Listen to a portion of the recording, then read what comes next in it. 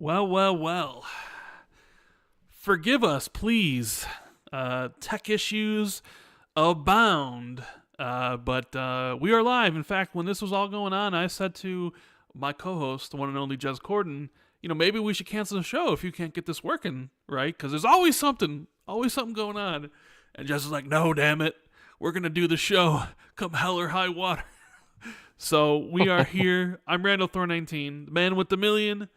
And, the man of the hour, the man with all the tech problems, the man that Discord would not load on his laptop or his PC, but would load on his mobile phone. Jez Corden, what's going on? I'm pissed, man. You sounded angry when we were going through all this, because then you sort of fixed it working through the VPN, but then you couldn't get your headset to turn on or sync. And I've never heard you so angry.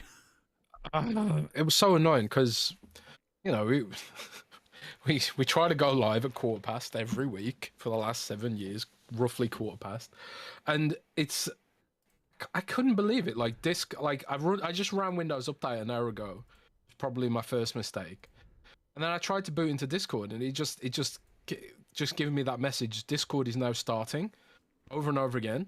So I was like, okay, well, I'll load it into the website for now and deal with the app later. But the website wouldn't load either, which is the strangest fucking thing. So I was like, okay, well, there must be something wrong with my internet then. But everything else seems to work. So then I went on my phone to check if Discord's working there. Same Wi-Fi, works fine on my phone. And I'm thinking, like, what? What the fuck? It makes no sense. Looking on the web, this apparently happens. The web, I mean, the Discord app is a web app. Oh, it hooks in, right? To Windows, and so I think my installation's corrupted or something. I don't know, but then why would it work with a VPN if my installation was corrupted? I have no clue. There must be some sort of weird DNS issue, something in my region, something like that. I don't know, but hopefully, I can get it fixed over the weekend. But hey ho, got there in the end.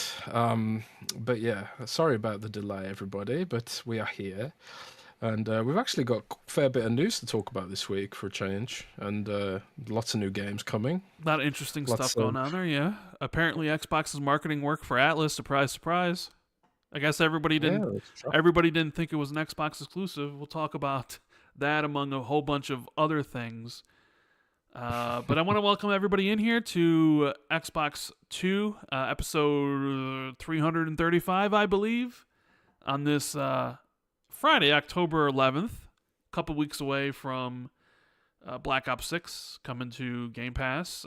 This is also the week where Silent Hill 2 and Metaphor ReFantazio released. So a lot of gaming goodness going on. Not just, of course, those two games, but people's backlogs. Lot to play. So if you guys can do us a huge favor, hit the like button, subscribe to the channel if you haven't already. Consider joining the Patreon at patreon.com/XB2.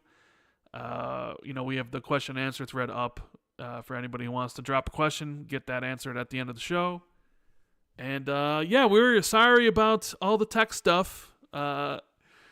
It's funny because me and Jez normally communicate through Discord DMs, and then I'm waiting for him to join the show because I have everything all set up, ready to go, right? And I get a message from him on WhatsApp. I'm like, you never message me on WhatsApp. I'm like, what are you doing? Message me on WhatsApp. And he's like, does Discord work for you? It's like, yeah. He's like, it doesn't work for me. I'm like, oh boy, here we go. Like the the gif of the dude from Grand Theft Auto San Andreas. Oh boy, here we go, or whatever. However it goes. Here we go. Oh, here we go again. Here we go again. I've never seen an issue like this before with Discord. It's crazy. But if you search the web, it's a thing that happens apparently. Yeah. Where it gets stuck at starting for some reason. I have no idea. But hey ho, we'll try and sort it out properly over the weekend, and hopefully whatever's wrong with it will either resolve itself or, I don't know, figure out another way of doing it. Tom Warren in chat says, can confirm I didn't pull out Jez's network cable. So at least Tom didn't do anything to screw up your internet. We also have the positivity peddler himself in chat, Mr. Paris, going around sprinkling positivity everywhere. How dare he? How dare he be so positive? So that damn positivity peddler. Yeah, those damn positivity peddlers. I mean, you should be out here, Paris. You should be out here grifting to grift, talking about DEI, talking about taking the games back, talking about how gaming used to be better back in the day and modern games suck, and whatever else everybody wants to talk about that gets people so angry consistently, constantly, and they just move from one angry thing to the next, and you'd be sitting there atop pile of money just laughing to the bank. Isn't that how it works, Paris?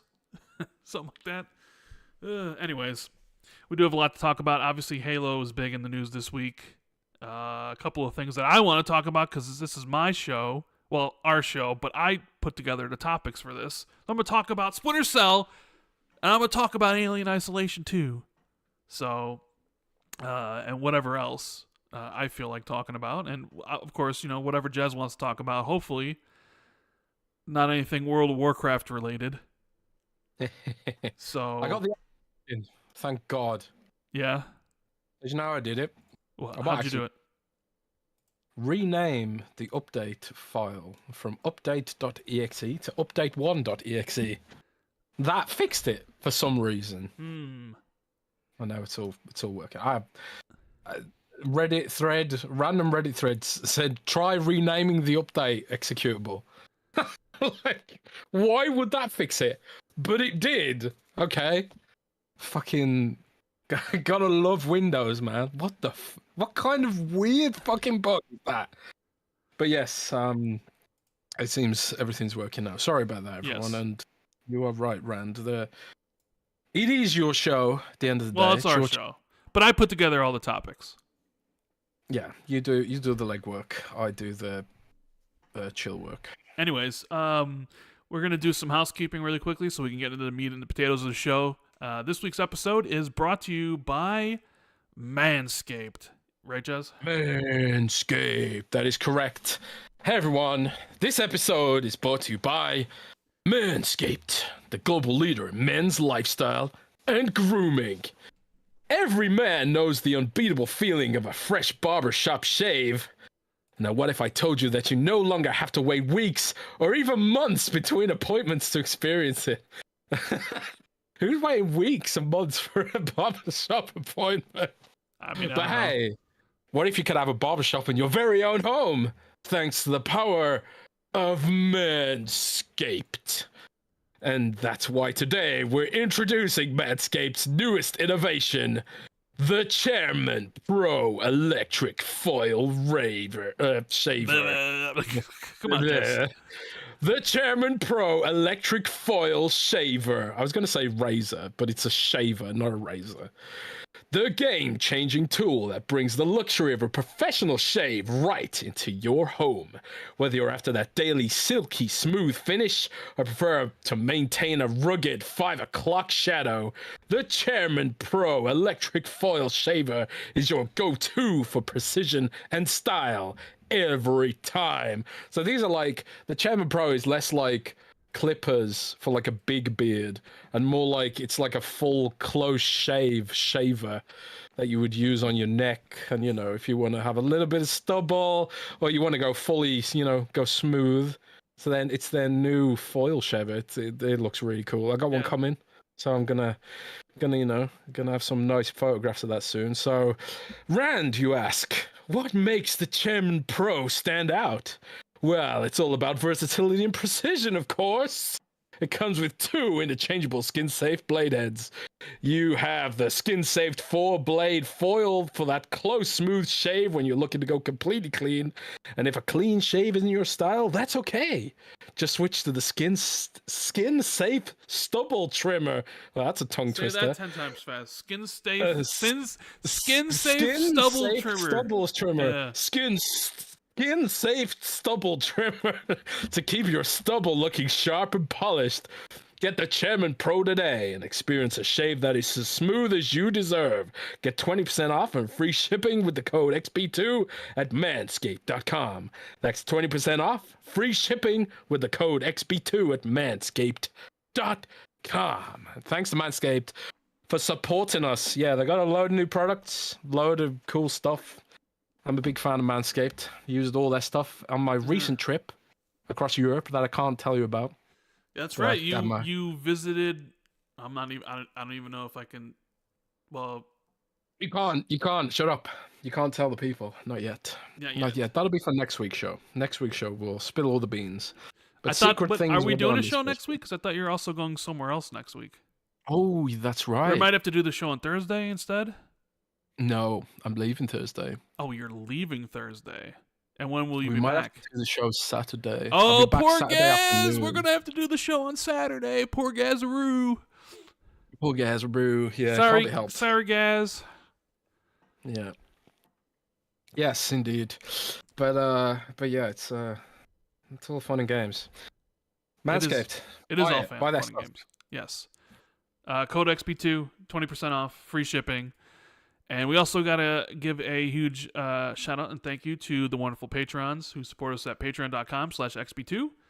I'm going to give the shout outs here through the Xbox 2 MVPs. We have Tier, Shrapnel, Inner Machine, Jeff James 93, Jay Peltier, Thurgus, Holy Dark Dad, Steve Sompy, James Wiseau, Trixar for Trey, Battered Haddock, Army Dude 52C, Ryan Kipple, Foreign Object, Mythic Marty, Moronic Donkey 99, Randall Thor 19, Silas, Eric Gregory, James Moore, Fantasticals. Love saying that name. K-Trox, Bright Tundra 1, Discarded Caboose, Justin Duell, Frank Mariano, PB Broking, Ace T and Madison, Governor Grimm, DZ Huffin, Wagerman, Achievement, The Scarecrow 121, Adam Bartolo, Darren Tropy, Prof JJJ, and Wolfgang KPZ. Thank you guys so much for supporting what me and Jez do. And, there's other things you can, on the Patreon to get exclusive access to the shows we do, like Xbox 2+1 and Xbox Ultimate. We should be having Xbox 2+1 on Tuesday with the guests, so that should be a lot of fun. So you have to wait and see.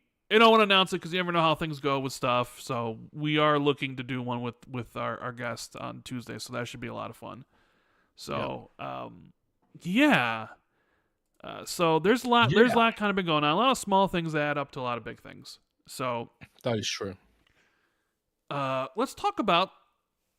You know what? I just want to talk about. Let's talk about what Sarah Bond said, because this kind of goes into what Tom Warren just broke, I guess. Even though there was rumors about it through Ecstasis, and you had mentioned it on the podcast a couple times that you had heard the ability to play your own games via the cloud was coming in November. Tom Warren had just kind of reported that like 22 minutes ago that it's coming in November. Sarah Bond had a tweet yesterday along the lines. Kind of implied it, Sarah's tweet, though. What? Sarah's tweet kind of implied it. I think it was just worded. Maybe. I don't know. I think it was worded a little bit. Nobody cares about being able to buy a game and play on your Xbox. But the whole about the cloud stuff. No, you see, I don't know. Let's take a look at what Sarah said. Right? She said the court's ruling to open up Google's mobile store in the U.S. will allow more choice and flexibility. Our mission is to allow more players to play on more devices, so we're thrilled to share that starting in November, players will be able to play and purchase Xbox games directly from the Xbox app on Android. Yeah, play games directly from the Xbox app on Android. Maybe I'm just a fool because I just... You are a fool. No, I'm not a fool. I'm not a fool. I mean, you could read it like that, but I also read it as like, hey, you can... Because you can't buy the games on any of the apps, right? You can download any of the games. Buy and play your games on the Android app. Yeah. That's what she said. Let me finish, bruh. What I was saying is, like, currently on iOS and Android, you can't buy any of the games in the apps, right? You can download any of the games, and then you are forced to buy something on your console or your PC to actually complete the purchase. They didn't allow you to buy anything. So when I read that, my first thought was, oh, they're actually going to allow you to buy the games on the apps, which is the way it should have always been. I guess I didn't put two and two together about the idea of like, being able to play those games, because I mean you had been hearing that some publishers aren't going to sign on with I don't think you bother to announce that you can buy an Xbox game and play it later on a console. I don't like the know. Android app. Who gives a shit about that? It was always about the cloud. I guess it was just unclearly worded.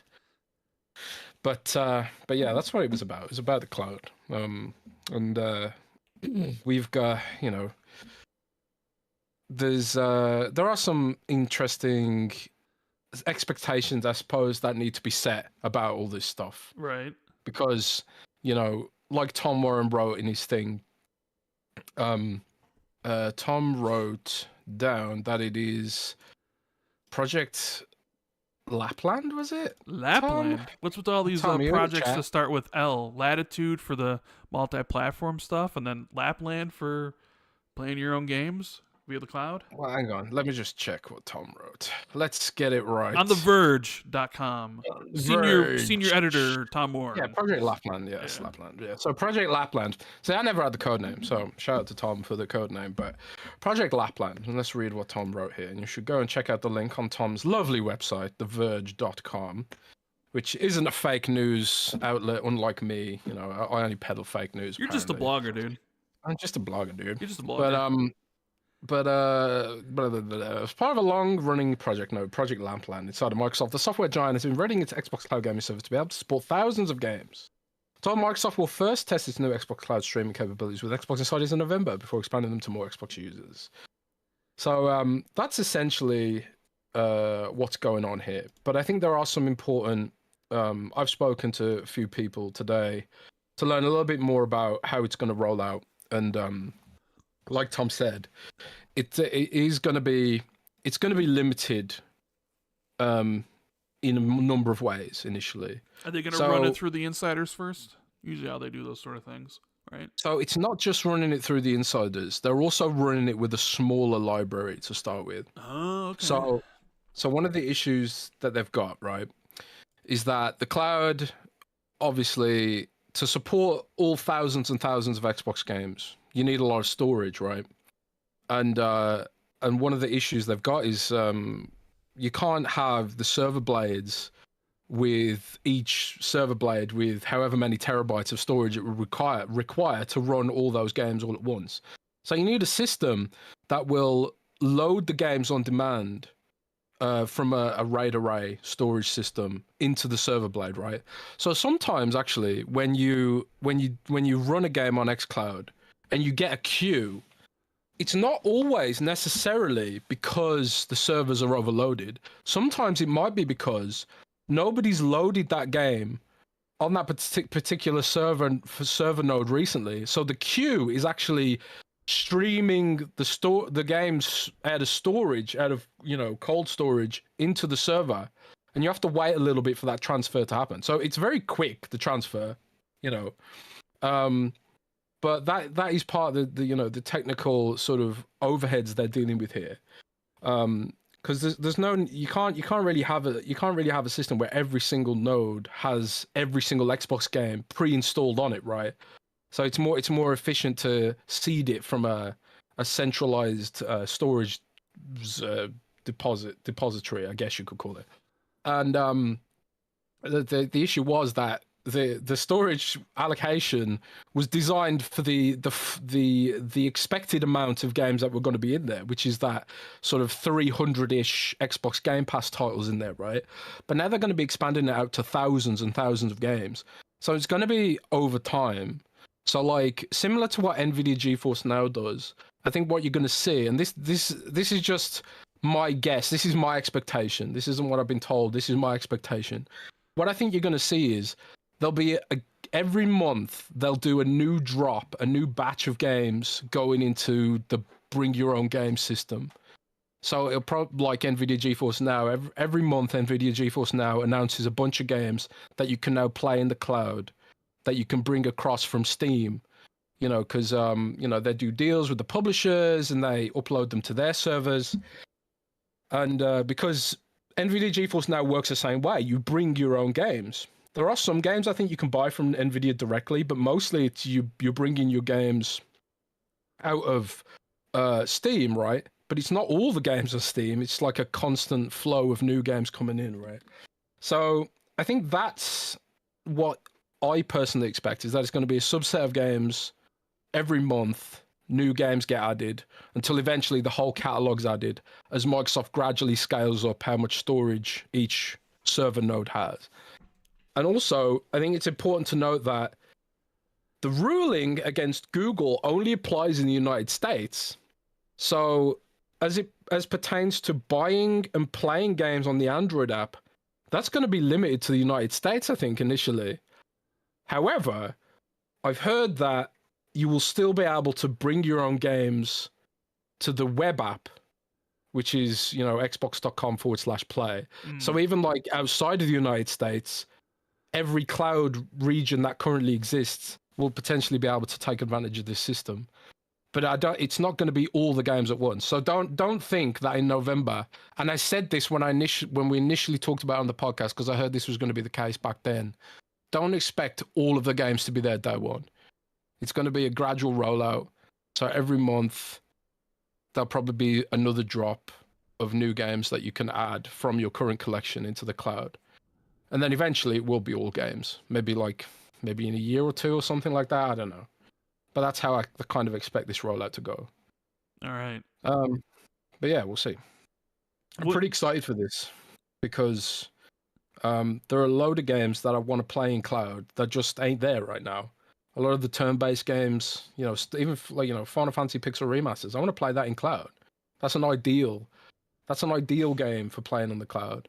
And you did mention that, or at least you have mentioned in the past, that there are going to be publishers that opt out of this, right? So there won't. Yeah. So even like once all the games come, it won't be all the games, because hypothetically, let's say EA backs out of it, then the EA games won't be on there, or Take-Two backs out of it, and their games aren't included. So when they mean all, they mean all the ones that the publishers have agreed to sign to, right? Yeah, all the publishers that have signed up to it, yeah. So Microsoft isn't going to force it on publishers. It's going to be like an opt-in kind of thing. But I'm sure the data will just be like, look, you've got nothing to lose here. You publish the game and now it goes out to Samsung TV, it goes out to the Fire Stick, goes out to all these other places where the web app exists. The web, iPads, iPhone, via the browser, and then the Android app in the United States. There's sort of like there's a no loss situation here for the publishers, but there will be some publishers who've probably signed exclusivity deals with Nvidia. There'll probably be some publishers that have that decide they want to make their own cloud. I think Ubisoft wants to make its own cloud, and if Tencent buys Ubisoft, I can totally see Tencent wanting to make its own cloud, especially since they will own the rights to Microsoft's Activision games for cloud. So there's all those kind of aspects as well. So, but yeah, it's the future, man. It's the future, I think, and it's going to be a great way for Xbox to get into every home without having to convince people to buy a $600 console, which increasingly people seem reluctant to do. Or a $700 console like the PS5 Pro, currently right now. Or an $800 console like the PS6.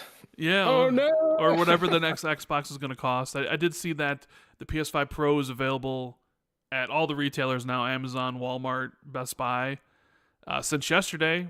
Readily available, just like it is on PS Direct. So I don't know if they had millions upon millions of supply available, or if the demand was super high and they just had the supply to match it, or the demand was low and what's the issue? Is the demand low or is the supply high? I guess we'll find out whenever they do announce sales, because August NPD or Sakana wasn't exactly, because I saw your reply to it, but it was basically like everybody's down, like PlayStation's down 30%, Xbox is down 30%, Switch is down 40%, but then you said like that's just the smartphoneification of the console industry, because all the biggest games are still playable on last generation, so you don't need to upgrade your system. You can just keep on playing like you've always played on the old ones, until they maybe make that step where Fortnite's only available on next gen, or Madden, or any of these other games. Then it's probably going to be like that. Grand Theft Auto will be a big step towards people picking up hardware, but yeah, it's hard, because like the other sort of thing that was going on was the rumor yesterday. It kind of is weird because like Christopher Drake came out with the European information that the Xbox hardware was down 58% and like PlayStation was down 17% and Switch was up 1% somehow. Well, it's every year there's new little kids who want to Switch. True, yeah, that is true. And don't worry, we'll make fun of the Alarmo eventually when we get to it. But there was a rumor that Microsoft was going to pull out of Saudi Arabia, and that you kind of did some digging because you were coming back from your trip. My phone was blowing up. I was getting some DMs, and because this outlet, I think they're called True Gaming or something, they published these rumors over the summer where it was like Xbox is going to pull out Saudi Arabia and the wider Middle East, and it was kind of implied, or at least they reported something on it, and then the rumors became it was going to be Xbox pulling out of the current Middle East regions that are supported. It's important to note that a lot of countries in the Middle East are sort of these grey market territories where they have to import the console and then potentially use a VPN or some other means of getting the codes because they're not officially supported. I think, like, off the top of my head, Saudi Arabia and Qatar are officially supported in the Middle East. I'm not sure about other countries off the top of my head, but there's a website, xbox.com/regions, which details which services are available in which country and stuff. So, like, my sources said to me in pretty certain terms last summer that there was no plans to pull out of any existing reasons. And then they posted these rumors again this week that Xbox was going to stop supplying Saudi Arabian retailers for the Xbox Series S and X. I think there probably is some element of truth with regards to stock levels, but I feel like they've sensationalized it to the point where it's like become a fanboy kind of thing, where it's like Xbox is doomed. Oh my god, here's a big headline that's scary. Yeah, so like I think there probably is some truth to this, to the fact that stock levels have decreased, and I think like one of the reasons you're seeing such a huge decline in sales in Europe is simply because Microsoft hasn't stocked all the countries in the European Union with Xbox Series S and X hardware. I think they're keeping the stock levels pretty low, probably because demand is low. So, like, you know, you don't need to, if the demand isn't there, then you don't need to manufacture the supply. And I think Microsoft's thought process is, we've reached everyone that we're going to reach at scale with the Xbox Series S and X right now. And the people who are happy to stay on Xbox One, they'll just stay there playing Fortnite and Minecraft or Roblox or whatever, until we give them a compelling reason to upgrade. Grand Theft Auto 6 might be that compelling reason to upgrade, at which point I think they'll probably have stock ready for that moment. Or, you know, when they release new hardware. Like, but these rumors have sort of got spun into this. Xbox One even released the next consoles in Saudi Arabia. And I was told in pretty certain terms, again, there's no plans to fully exit any of these markets, any of these existing markets that they're in. I don't think Xbox is super popular in Saudi Arabia compared to PlayStation. And, you know, just as an example. But I also kind of feel like they're it's just a ton of doom and gloom again, man. Well, so, I mean, you can't really fault people for seeing like a 58% hardware decline and the rumors of them pulling out and then thinking like, well, how is Xbox hardware going to sell next time? Because nobody knows yet. Nobody knows like the full impact of what Microsoft putting their games on other platforms really means. And I don't even think we've gotten to the full brunt of it yet. We've had 4 games go over there: Sea of Thieves, Hi-Fi Rush, Pentiment, and Grounded, but I don't even think we've gotten to like the meat and the core, or like even like their full plans of some of the stuff that they're doing. So who knows how that will impact the future. So there's people look at it and they're like, well, some people don't feel like confident in Xbox's hardware future based on what's going on now and based on, you know, like what I just mentioned. I will say, like, you got a reply from Amy Silverman, Xbox Chief Consumer Sales Officer, who actually responded with this statement that said, Xbox devices are available in all current Xbox hardware supported countries, including Saudi Arabia. Console availability may vary by country, but Xbox games can be played on consoles, PCs, and on phones, tablets, or TVs where Xbox Cloud Gaming is available. Now, I think what that is, right? And people have said, well, that's a non-answer. That is a non-answer. That's absolutely a non-answer. But it's sure. But Microsoft has this thing where it's like they don't want to say they'll never leave Saudi Arabia, and then something happens on a global scale that catches them out, right?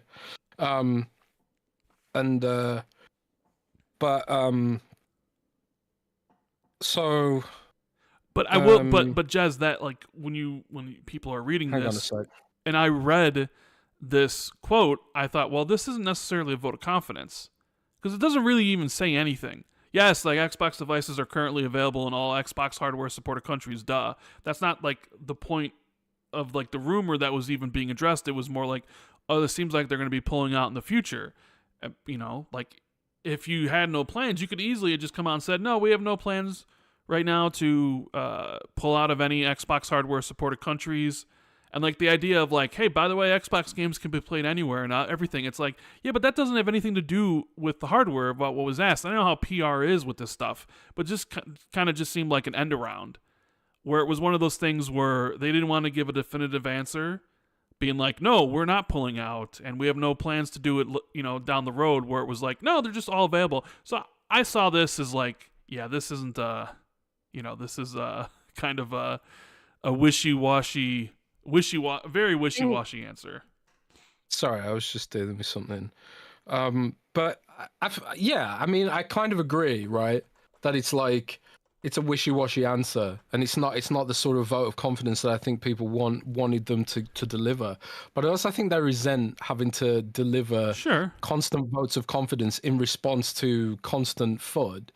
I think the fact that, like, reading between the lines when they said they specifically talked about Saudi Arabia in that note, I felt like that was a you know a refutation, you know, refuting it without being explicit, you know. And I think for them to, you know, even bother to do this, you know, is them wanting to just reassure people that they're still active in these regions and they don't have plans to pull out of it. But that's why I included in my report that, you know, trusted sources that I've got, and these are the same kind of sources that told me Capcom had technical issues with the Marvel vs. Capcom stuff, which they proved, which they themselves came out and admitted on Twitter later on. The same kind of sources that told me that October,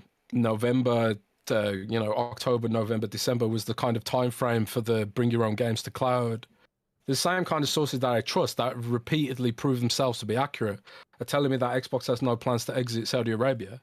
Now, that's not to say that the stock levels the stock levels for the Series S and X may well dwindle to zero. But I think they'll dwindle to zero in a lot of regions as Microsoft navigates this reality that demand just isn't there anymore. And that when they come to the next gen, the stock will be there because there'll be demand again. You know, the hardcore fans in Saudi Arabia and other countries that are, you know, sticking with Xbox, it might be a small number, but they'll have stock to accommodate that audience. You know, it's just not the kind of, we're not in the sort of market anymore where the console sales remain consistent forever because user behavior is changing so much and Xbox has gone so broad now. So I think this is just a reaction to them preparing for next gen and figuring that we'll manage supply in response to demand more tightly than before, maybe, as we spin up assembly lines for the next gen, you know. Yeah, so I ain't personally sitting here thinking they ain't gonna put the next gen consoles into Saudi Arabia, you know. I don't think that's I mean, I could be wrong, Maybe Microsoft will decide not to bring the next gen consoles to Saudi Arabia, and maybe they'll decide not to bring it to European countries where Xbox has done badly as well. US only, or US, Canada, US, UK, English speaking countries, and Brazil. Yeah, Mexico, like South America, Australia, unfortunately, with Special Nick. Yeah, maybe we Australia, stuff like that. But we see in the smartphoneification of the console industry, like you mentioned earlier that PlayStation sales were down 19% in Europe or 17% or wherever it was, but they're down 36% in the United States per MPD. Matt Piscatella was talking on Blue Sky, which is another Twitter alternative. He was saying that Xbox and PlayStation saw similar declines year over year in the United States, and that's sort of like, that's kind of telling, isn't it? It's like half the PlayStation and Xbox audience have upgraded already, and the other half is happy to stay where they are because of all the games that still go to those platforms. It's like you don't upgrade your iPhone every year because all the apps. Some people do. Half the audience does, and half the audience doesn't. Like what we're seeing with consoles now, because all your apps and all your games on iPhone still work on the previous generation, and Xbox and PlayStation haven't given those more casual players a compelling enough reason to upgrade. 4K resolution that requires buying a new TV for one thing. So a lot of people are just like, well, I've only got a 1080p TV, I'll just stick with what I got. Fortnite still works, so who cares, Then maybe they're not interested in any of these newfangled games.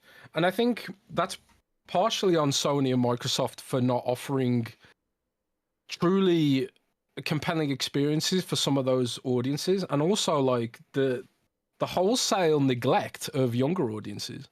I think Sony's made a bit of a splash with Astrobot, but like Xbox has just kind of resigned themselves to thinking kids only want to play Fortnite and Roblox now.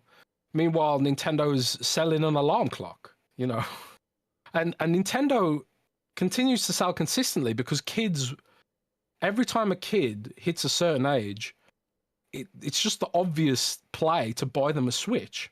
You don't buy a little kid a PlayStation 5 Pro, do you? You buy them a Switch. So like every year there's a new cohort of kids coming in who are they are developing that nostalgia for Nintendo, and Xbox and PlayStation went for the short-term gains of targeting the adults with disposable income, but they've sacrificed an entire generation of kids who are going to grow up nostalgic about Nintendo again, because Nintendo kind of really gets that curation of nostalgia, whereas Xbox and PlayStation have completely neglected and abandoned it. I don't know. I think Xbox is coming around on nostalgia, and so is PlayStation. There's rumors that PlayStation is not for little kids. Well, sure, not for little kids, but for their intended audiences, like Halo Combat Evolve rumor that we'll talk about later, or Gear Z-Day. I mean, that is a nostalgic push. You're going to remake the first Halo game and bring back Marcus and Dom. Fans. I know it's for the core fans. And those adults, those people you've already got in your ecosystem. Where's the investment in the future? And that's why Nintendo like targeting the youngsters, because they know those little kids will grow up to become Nintendo adults. Yeah, but then as they always say, and then PlayStation said this before, I don't know which executive PlayStation has said this, that they're happy Nintendo exists because it gets kids into gaming, and when those kids grow up, they graduate to PlayStation, implying that Nintendo is for young kids. So you're right, like PlayStation and Xbox seems to have given up the family and kid market to Nintendo over the years. But at least when you listen to what PlayStation says, like, that's part of the plan, because eventually those kids become teenagers and they don't want like Mario anymore. They want something gritty and realistic and, badass, like, Master Chief or Kratos. And then, because like I started on the NES. Nintendo was my first gaming platform, essentially, that I remember. But I eventually moved on from that, became a Sega kid, and then eventually a PlayStation, young adult, and then an Xbox person, or, just gaming in general. But, I had my switches along the road. And I think a lot of people, if you look at it, yeah, they did grow up with Nintendo, and then they eventually moved on when they were old enough, But that is something that they could improve. And Astrobot maybe is like a way to slide the foot in the door. But although we don't really have any sales figures about like how well that game is doing, like I would imagine it's gonna be a Game of the Year nominee, but I don't think it's gonna sell like 10 million copies. I think it's gonna be a feather in their cap about a platformer that sells well enough, and maybe kids enjoy it or whatever. But I don't really see PlayStation, focusing on the family segment. I think they'll just leave that shit to Nintendo. And well, this is the thing, like it's I feel like that's a risky proposition, because how often are we gonna how often is it going to be the case where a kid graduates to PlayStation when the consoles are getting more and more expensive, and PC pre-built PCs are getting cheaper and cheaper? I think a lot of those kids are going to graduate straight into PC. Sure, and we're seeing that already. Steam has all the exclusives now, yeah. And we're seeing that already. So, my nephews, they're already kind of talking about wanting their own PC eventually. And a lot of kids' favorite streamers play on PC, and the kids want to play on PC too, which isn't something that necessarily happened in the past. So yeah, but I mean, there's nothing you can do to prevent that. PC is just PC. It offers a lot of pros that the consoles don't offer, and has its own cons as well. And I don't think there's anything you could really do to prevent people from moving to PC if you're the console manufacturers. You could try to continuously put out better hardware, but if you're going to be putting out better hardware, that means the price tag goes up, which then the price tag keeps on going up. It gets in the range of, well, why spend the money on this when I can go spend the money and invest in a badass PC rig? Which then also, like, hey, I can also get a handheld. I can get my PC thing and my handheld, and just, I don't know. There's a lot more going on there than just, Sure. I mean, well, this is why I think Xbox is right to go broad. And I know it upsets the core fans, and they want to feel special, and that Xbox console exists today is the tip of the spear. And I genuinely think the Xbox console is still the tip of the spear. It's what generates all the money. But I think looking at the trends, I think Microsoft is smart to get out ahead of the curve and broaden access to their ecosystem. If all the fanboy narratives of Xbox's footprint isn't big enough to justify supporting the console, and we had all that stuff from the other week where it was like, oh my god, Xbox is marketing with Metaphor is gonna stop its sales, and now Atlus is out here saying, oh yeah, Metaphor is the fastest selling Atlus game of all time. And Microsoft's dropping Metaphor advertising in Times Square. City, yeah, like Times Square, and all this kind of stuff, and I think that's great, because it's kind of a shame that it took this long to get the bring your own games to cloud, because that would have been a great way to do it, and be like, you don't even need to get an Xbox to play Metaphor Fantazio. It's a turn-based game. Buy it on the app and get Game Pass Ultimate, and the margins will be the same, because there is zero margin on selling a console. If someone buys Metaphor Fantazio on their phone, or buys it on an Xbox, because the Xbox is sold at cost, it's actually the same margin for Microsoft from a business perspective, no matter where they bought it, right? And also from a developer's perspective, that user, it doesn't matter if they're on cloud or on the console, it still means they've got this many users. That means it's still worth making the Xbox version of the game. So for core fans like us who do want a console, that helps us, because developers will be like, well, I'm going to make the Xbox version so I can get on their cloud, which means that we still get our nice little Xbox version for when we want to play at home. And then maybe those cloud people will be like, oh, actually, my internet's down right now. Maybe I should get an Xbox Series S. Or maybe I should get an Xbox handheld so I can play this shit natively or on the train or whatever. So I think Microsoft's strategy is sound. And that's why, like, all the worry about the console sales specifically, Microsoft's building something much bigger here. A much bigger platform, much bigger ambition, much bigger play. Xbox everywhere. Any screen becomes an Xbox in this scenario. You know what they say, though? What's that? Jesus, I forgot. I forget. It's an iconic quote, and I've sort of forgotten what it is. Jack of all trades, master of none.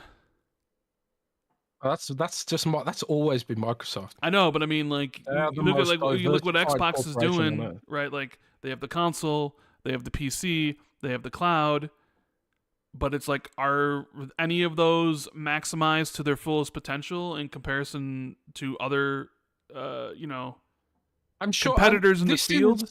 Are you spreading yourself too thin, running all these things where, you can say they got the cloud, but NVIDIA GeForce is clearly the gold standard when it comes to probably like streaming tech, right? The consoles, they're the Xbox and the PlayStation are sort of on equal footing, but you're giving that up to the PS5 Pro. PC, well, the PC stuff isn't as, their Xbox app on PC isn't as good as Steam. So it's like they're doing all these things, but with all these things, they're not like the best at any individual one. They're just like doing it all, At least, yeah. I mean, I've argued that point before. I wrote an article a few months ago that was like, is Xbox spreading themselves too thin? But I think at the same time, they can't just have this sort of risk-averse attitude to it. I think they have to go for it now. They have to be there now, while Nvidia's trying to, establish a foothold, while all their competitors are doing this, while the handhelds are making, proliferating, Steam Deck's making its mark, and all that kind of stuff. Yeah. I'd rather see them take the risk than just try and do things softly, gently, and just sort of let it all get away from them before it's too late. I'd love to see more investment in all the departments so they can maximize all this stuff. Like, one thing that often comes up with me when people talk about cloud gaming is, what about Xbox's bitrate for those games? Because it's true that NVIDIA GeForce Now, you can pay for a higher bitrate. Mm-hmm. Xbox's infrastructure seemingly doesn't support that right now, but it's something I'd like to see them work on, because when you are playing a cloud game on cloud on a big screen, it can be pretty pixelated around the edges because of the bitrate. They do it on a per game basis. So for games that are already quite pixelated, like Vampire Survivors, they actually increase the bitrate to make sure it doesn't compound the amount of pixels, right? But I think it's still a good starting place, and I think I'm really excited for all this stuff personally.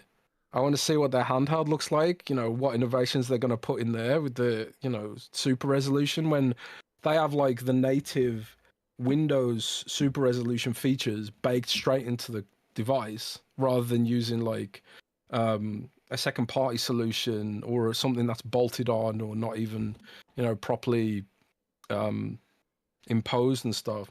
And there's all these other weird issues with the handhelds right now, like the overlays that are being implemented by Lenovo and Asus are triggering anti-cheat software on PC. So like, if you open the overlay to change the power settings on the ROG Ally while playing Call of Duty, Activision's anti-cheat will detect it as an aimbot and ban your device, which is not ideal, right? So there's a lot of like little things that need to be fixed to make all this happen, and I think you're right that it is scary that they spread themselves thin, and which is why I always advocate, like, I wish they'd do something for us as the core console user. Like, I always talk about the low-hanging fruit, fix achievements, and stuff like that. But I'm also patient to wait, because at the end of the day, all this stuff is ancillary compared to playing the games, and once you're playing a game, like, none of that other stuff matters, really. Let's talk about games, because I played a few things over the week. I finished Starfield Shattered Space. I finished the main quest. I will say the final quest is good. I think the beginning quest on the space station in 0G and the final quest are good. I feel like everything else in between is very mediocre. It felt like what this DLC felt like to me, at least just the main quest, So I did a few side missions, but by that point I was kind of already checked out of the DLC, and I'm not an explorer in these type of games, so I was in it really just for the story. I felt like what we got was just a bottom tier faction quest.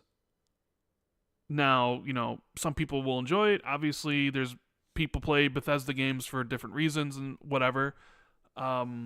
So I wait and see what they do with the next DLC, with the next expansion. Starborn, maybe that'll be tied more into the main story and it'll be more interesting for me. So I did finish that up, and that was about a 6-hour experience, give or take. I then played Prince of Persia's DLC. I think it was called Mask of Darkness. Now, I think I'm on record saying how much I love this game, Prince of Persia, Lost Crown. In fact, I'm pretty, at least right now, it's probably my game of the year. There's still other games that I have to finish playing through or play. What did you say was your game of the year? Right now, I think it's Prince of Persia: Lost Crown. Because I went more than Space Marine. More than Space Marine, yes, more than Space Marine. Because of the DLC? Was it? No, not because of the DLC, but because I think just in general, I think the Lost Crown is a better game than Space Marine.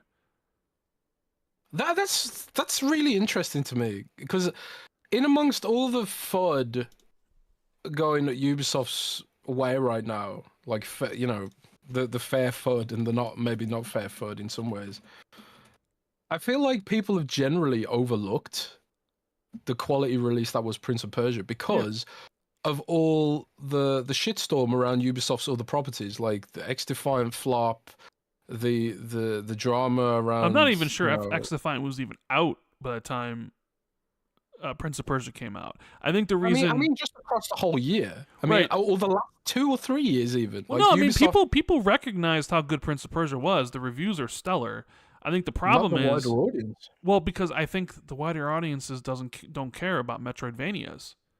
You look at Metroidvanias and the Ori games, which are some of the best games of last generation. They didn't really sell that. They didn't sell to the level I think they should have. Right? Even when you look at Nintendo's properties and you look at Mario and Mario Kart and Pokemon and Animal Crossing and Zelda. And people always point to Metroid being like, "Hey, look at Metroid," but those Metroid games, they never sell as much as any of the other ones. In fact, they're the lowest selling franchise for Nintendo. I think the highest selling Metroid game is 3 million copies or something. So I think in general, I think audiences don't really jive with Metroidvanias. And it's a genre that we kind of grew up in, but I think most people kind of outgrow it. I've been in parties with people playing Ori or playing Prince of Persia, and they just get lost. They don't know where to go.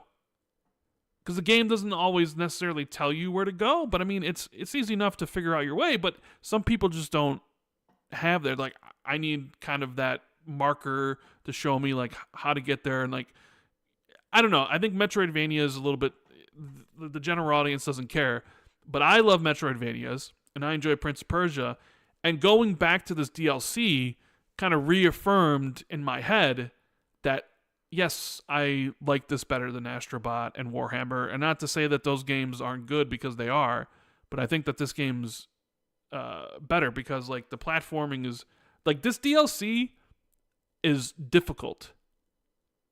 I think they especially made it for people who've beaten the main game and want more of a challenge. Because by the end of my playthrough of Prince of Persia, I had all the health. So I had 20 hearts. I had 5 potions, health potions to refill my health. Right? I had all the stuff. I had all the things you could find. I was maxed out with arrows. You start this DLC, and they take away all your hearts. Now you only have 3. They take away all your health potions. Now you only have you start with 0.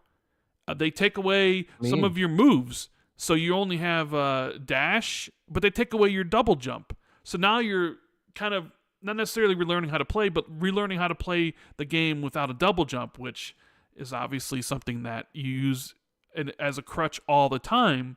So suddenly, now the game becomes more difficult. The combat's harder because you can't heal right away, and the enemies are just harder in general. And then you're like, okay, I'm going to find my rhythm. It's been 10 months since I've played this game. And then it's like, oh man, the combat's great because they have the parry feature. So the enemies are difficult. So there's actually a challenge there. And then platforming is difficult too, but it's a challenge to get through. And then when you actually get through a segment, it's like, damn, that was really cool. I can't believe I did that. Like it constantly like feeds into that whole thing of I'm doing something difficult. You die, you start over, and then you beat it, and you're like, yeah, that wasn't so bad. Like, that was really cool. And I think this DLC was made for people who finished the game and want more of a challenge, because it was way more difficult than the base game. I think mainly because they took everything away from you, and it was like, you have 3 heart, you eventually get more health and stuff, but when you first start the DLC, it's like a shock. You're like, I can't heal, and I only got 3 hearts, and if I, dodge or parry at the wrong time, I'm basically dead. And it was a great experience. The DLC costs $5, and yeah, I think it took like 5 or 6 hours to go through that. So the game I'm playing right now is Silent Hill 2, and now this could also be up in contention for Game of the Year for me. I am about 7 hours in. I think I'm almost to the hospital, if anybody knows what I'm talking about. Bro, this game, look, the Bloober team was one of those devs where we're kind of like, you're just missing something. Your games are okay. They're not great. Like, the medium is like, you do some things okay, but then you do some things that are bad. I never really cared for Layers of Fear. So Silent Hill 2 was always one of those games that is, for a lot of people, is perfect. They love, right? They love that survival horror. They loved the story in Silent Hill 2. It's one of my favorite games, and I haven't played it since 2001 because you know me, I don't really replay stuff. But I remember playing it the first time and my mind being blown, and maybe it's one of the reasons why I love survival horror so much, like the Resident Evils and the Silent Hills and all that. Like, even playing through this in a modern setting with the modern graphics and everything, it's like, man, you look and walking around the town like, man, this is Silent Hill. And it's scary, bro. There's a jump scare. It got me. I don't know if you, like, there was this one, it got me, and it's like, you get the... And it's I was sitting there, I'm like, man, Bloober really nailed it. Everything about this game. Now, I haven't gotten deep enough into the game. I've been mostly by myself, like the character James. But I forgot how, for a new player to Silent Hill, how daunting it could be. Because you go into, like, the town, and you have your map, and you're like, oh man, look at all these buildings. I forgot that it's kind of that fake bigness because most of the places you can go are blocked off. So there's only really like kind of one path you can traverse, but it kind of gives you that fake illusion that it's bigger than it is. Because then every time, like if you try to open up a door, it marks it off on your map. So every time you bring up the map, you can see like all the areas you can or can't, interact with, or like, oh, you can't go here, you can't go here. And because I was talking to somebody who was playing it for the first time and they sort of felt overwhelmed. And I'm like, no. Like, maybe you're supposed to feel like that because you're entering this new town. There's monsters everywhere.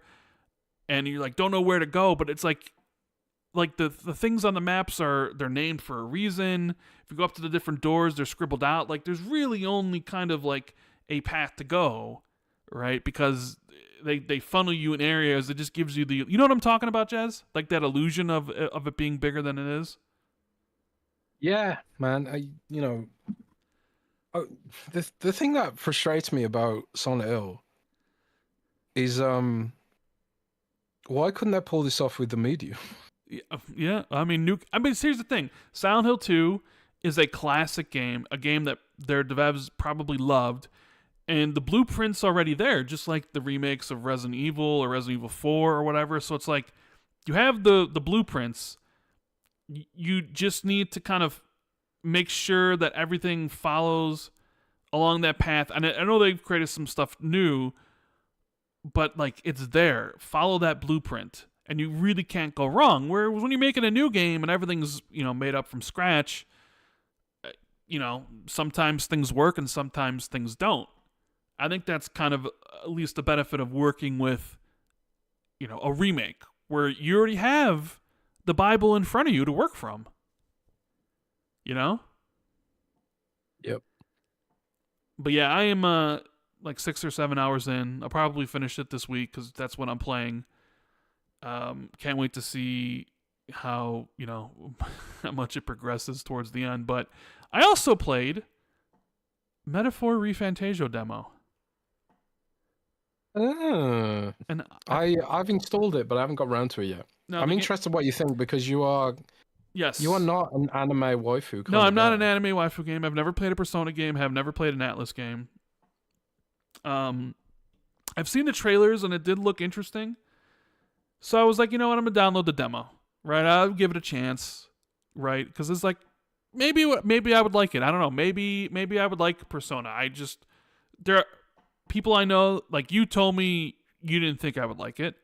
But then I've talked to other people who are like, no, you'd actually like Persona. So it's like, okay, well, I don't know where I fall in, but let me try this demo out. And I played for about 2 hours, and because it's a lengthy demo, and I kind of liked it to the point where I'm seriously considering playing it now that it's out now. I mean, obviously I'd have to finish Silent Hill 2, but after that I was kind of like, well, there's nothing outside of really Call of Duty campaign in a couple weeks that I'm going to play. Maybe that Sonic Generations game, if I'm like, I've played Sonic Generations on the 360. It does look cool, and maybe I would play that, but I don't know. And then November was like supposed to be Avowed and Assassin's Creed Shadows, but they got postponed, delayed. So the next game I'm truly looking forward to is Indiana Jones in December. So I was like, well, you know, I got some time. Maybe I could play Metaphor ReFantazio. So I played the demo, and the story caught my attention, like a fantasy story. And although, like, it does have the pros and cons, like the constant loading going from area to area, or the constant chitter chatter like between characters. The dub sounds, because I was listening to it in English. The characters' voices all sound great. When you get to the combat and you're walking around the open world and you can kind of engage them before you actually fight them in the turn-based combat, and it's like that beginning area you're in, the dungeon. I think this is sort of fun. This is kind of fun. Maybe I would enjoy this. And I was like, oh man, it's 80 hours, 100 hours, a lot of crazy stuff that goes on in this. I don't know. I haven't decided yet. I am giving it a lot of thought about playing the game after I finish Silent Hill 2. And I sort of do want to play it because then I can be like, hey, I finished Metaphor ReFantazio and you never finished Persona 5. To really kind of just throw it in your face about I finished this Atlus game and I don't really play these type of games. Because I always told you better be careful if I end up playing a Persona game and beating it before you. Since I've given you so much time, you know what I mean? So, yeah, that's sort of what I've been playing this week. I'll continue to play Silent Hill 2 because by the end of it, Silent Hill 2 could be my game of the year. I mean, it'd probably most likely be in my top 5. But, Prince of Persia, revisiting it with the DLC really kind of reinforced the idea that, like, yeah, no, this game was like the top. But nobody's really saying that. Everyone has their different opinions. Some people will say Final Fantasy VII Rebirth. Some people will say Astrobot. Some people will say Metaphor. Or everybody, some people will say Warhammer or Black Myth Wukong. But yeah. And anything you've been checking out this week? I've been playing... Oh man, I don't know if I can say what I've been playing because it'll give away what else of what I've been up to while I've been traveling. Right. I've also been playing Vessel of Hatred, which I spoke about last week. Which is the gameplay footage we have going up right now. Yeah. Yeah, indeed. So there's that to consider. I think I talked about Vessel of Hatred last week. How like the story pacing I kind of felt like some characters were wasted, and that the story paced through so quickly that I felt like some of the story beats could have hit harder than they did because of that. But the reviews were pretty glowing for it, and we didn't want to put a score on it until we've experienced Endgame. And Endgame seems pretty broken right now, so I'm kind of glad we didn't score it. There's people running around with, using the new rune words to basically become invincible and do infinite damage. So I think there's a lot of bugs they're working through right now.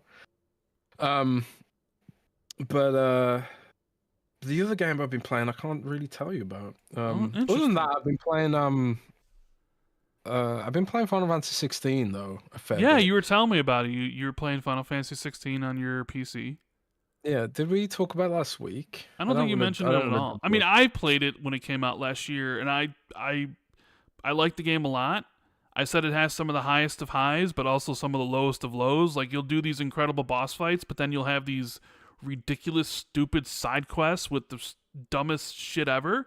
And it's like, why am I doing this? Like, I literally just killed a mountain that's 500 feet tall in this epic battle with my heart pumping and the music blaring. It was the coolest thing I've ever seen. And now it's like an hour of back and forth side quest bullshit.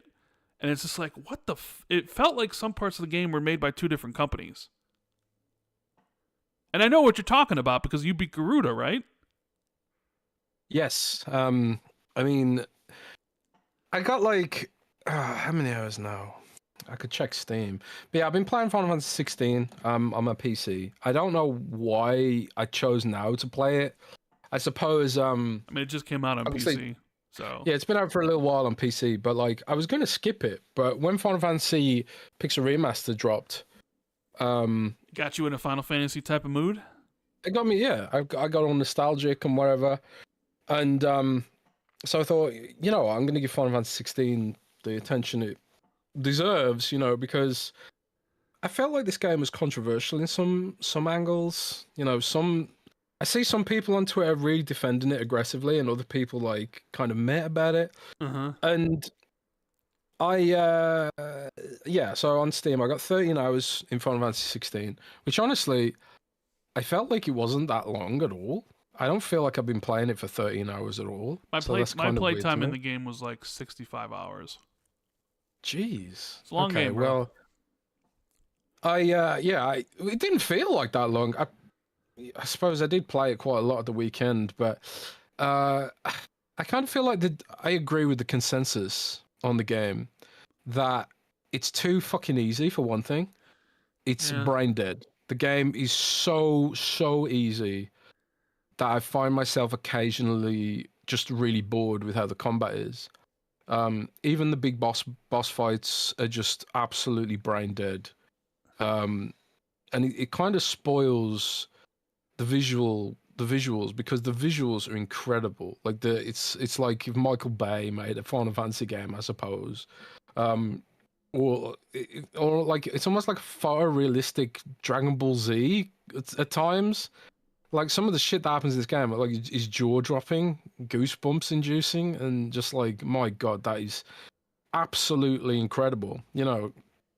Like Matrix kind of stuff. I remember when watching the Matrix Revolutions as a kid, the big battle at the end and just how epic it was. Even if like, I know people don't like Matrix 3, but there's some cool CGI in those movies, man, even especially if you're a kid watching it. So Final Fantasy does have these like impressive visual moments and these visual high spots, but the gameplay is just, I find it to be awful. It's just so dull, like how easy it is. It desperately needs the hard mode from the start, and just so that the combat has a bit more depth to it. But also, like, those side quests are just terrible as well. It reminded me of doing level 5 quests in World of Warcraft. I just fought a god in Final Fantasy 16, sorry, a god. And then the next side quest right after doing that was go and pick up 5 piles of dirt. And I was like, what? what? You know, like it was just strange dichotomy. It was like Final Fantasy XIV's MMO team was drafted in to make the side quests for this game, and I felt like it was a waste of the world. It was a waste of the monsters and the art and all that kind of stuff to sort of bake these just absolutely brain dead basic things into the game.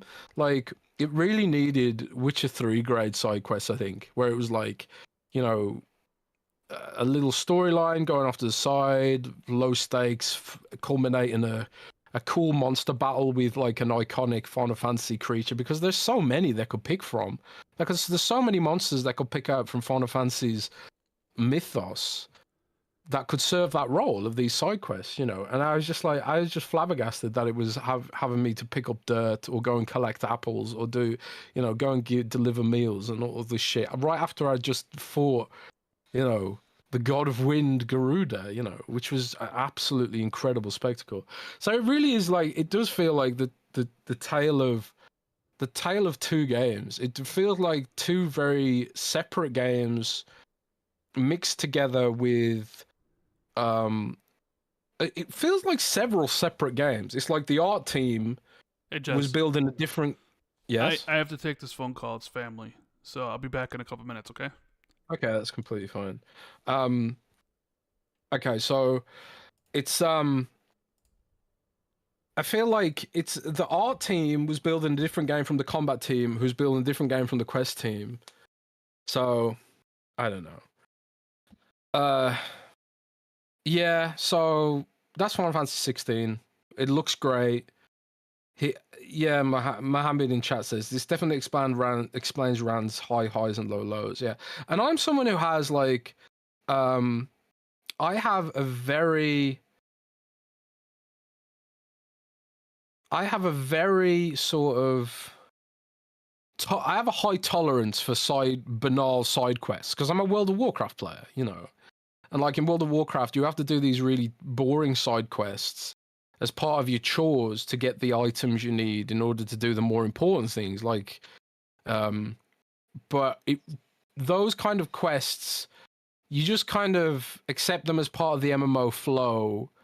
And you've also got like a chat log. You can talk to your guild while you're doing it and that kind of thing. But in the context of a single player game, I don't think it doesn't work at all. And it kills the story's pacing. It makes you, it undermines the story. The story is amazing, by the way. I'm really invested in the characters. The game's a lot more mature than previous Final Fantasy games. There's blood and swearing and violence and, you know, dark themes as well, which is really cool to see Final Fantasy explore. But the side quests and it feels like there wasn't a very good cohesion between the different teams making that game. But I'm impressed with how well it runs on my PC, and it looks stunning, and all that kind of stuff. So, yeah, that's Final Fantasy 16. The only other game I've been playing beyond that is something that if I told you I've been playing it, it would hint at the thing I'm not allowed to tell you.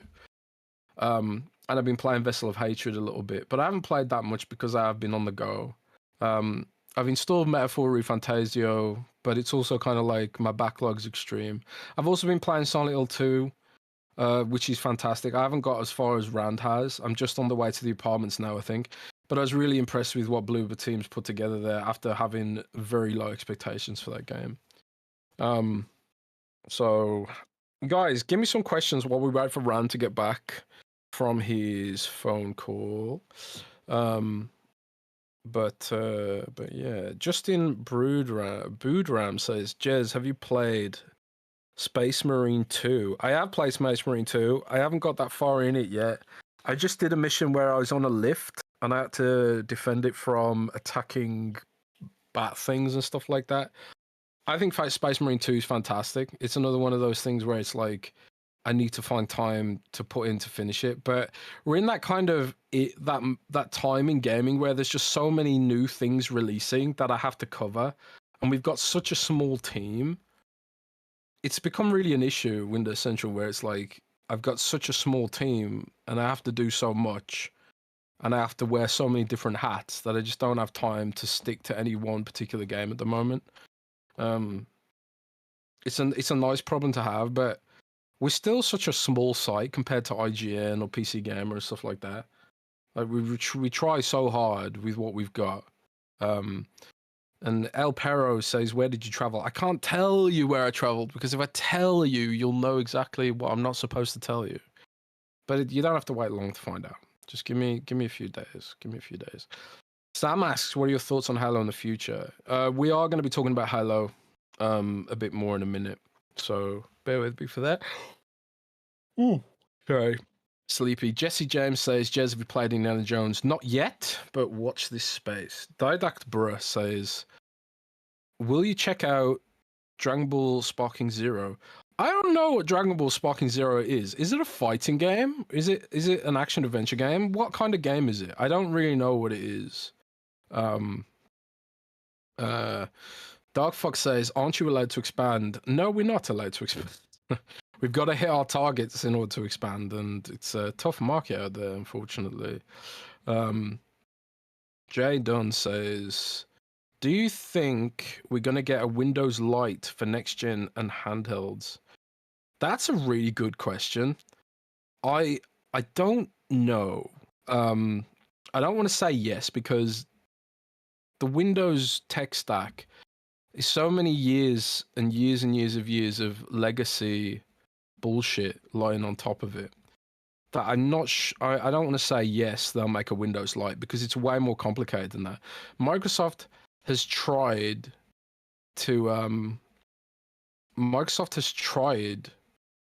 really hard to make a Windows Lite version before. They made Windows RT and it was a mess. And they also did Windows 10 in S mode, which was also a mess. And now they've got like the ARM version of Windows, which again has compatibility issues. So I think one of the issues with Windows is that they can't just throw out bits and pieces of it. They can't just throw bits and pieces of it out the window to make that happen. They have to have full Windows and then put something on top of it, I think. So I think Windows will always have this performance overhead to deal with, whether you're playing on a PC, whether you're playing on one of these handhelds. I think Windows is always going to knock the performance in exchange for versatility. But hopefully Microsoft can put something on top of Windows that at least makes it intuitive on handheld. And also, I really don't know what the next Xbox operating system is going to look like. Like, is it just going to be full Windows with a skin on it? Or is it going to be, the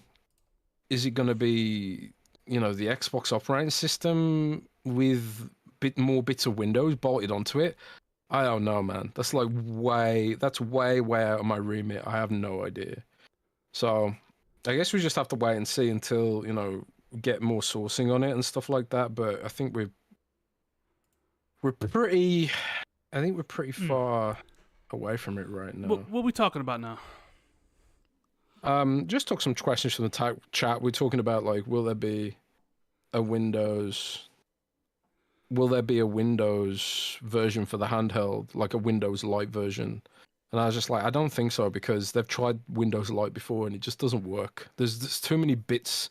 It's too much technical debt with Windows, where you can't just throw bits and pieces out of it. It seems like, anyway. What's the what's the UI thing? Project Rainway or some shit? Project Rainway. Something like that. Something with an R. Something like that. Some user interface thingamabob they're working on. I don't know if that's the overlay from the Xbox cloud gaming thing, or if it's the compact mode for Game Bar and Windows 11. Because when you open Game Bar on Windows 11 now, it looks like the Xbox dashboard if you've got it set in compact mode. It's got the Xbox guide thing on the left with the buttons on it. Your friends list. It looks very much like the Xbox Dash, with all the same kind of tabs all the way through to settings and stuff like that.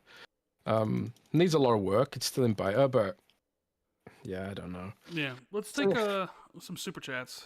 We haven't taken any of these. We got Mr. Nintendo himself, Don Itaku, figures he'd be back with this episode because he says it's over. The PS5 Pro is already dead, and Xbox Next could never compete with the real piece of next-gen hardware, the Nintendo Alarmo. The hierarchy of power in the console universe is about to change. So, yeah, I couldn't help but laugh when I saw this. Like, I woke up that day or whatever, or somebody mentioned it to me, and like, oh, Nintendo announced new hardware, and I'm like, what? Yeah, $100 alarm clock. I'm like, get the fuck out of here. Only Nintendo, man. Only Nintendo could get away with stuff like this. Right? And apparently, like, watches you while you're sleeping and has a sensor to know when you're in bed or not or whatever, and it plays like Nintendo themes for your wake-up call or something. Does anybody really even use alarm clocks anymore? Like, I thought everybody just uses their smartphones and sets an alarm on their smartphone, no? I mean, I guess maybe if you have a backup, if you're kind of one of those people that, like, sleeps through their alarm or something, but I don't know, Jez, what did you think of this thing? Because there's just like, damn. I mean, Nintendo's the company that built VR out of cardboard, right?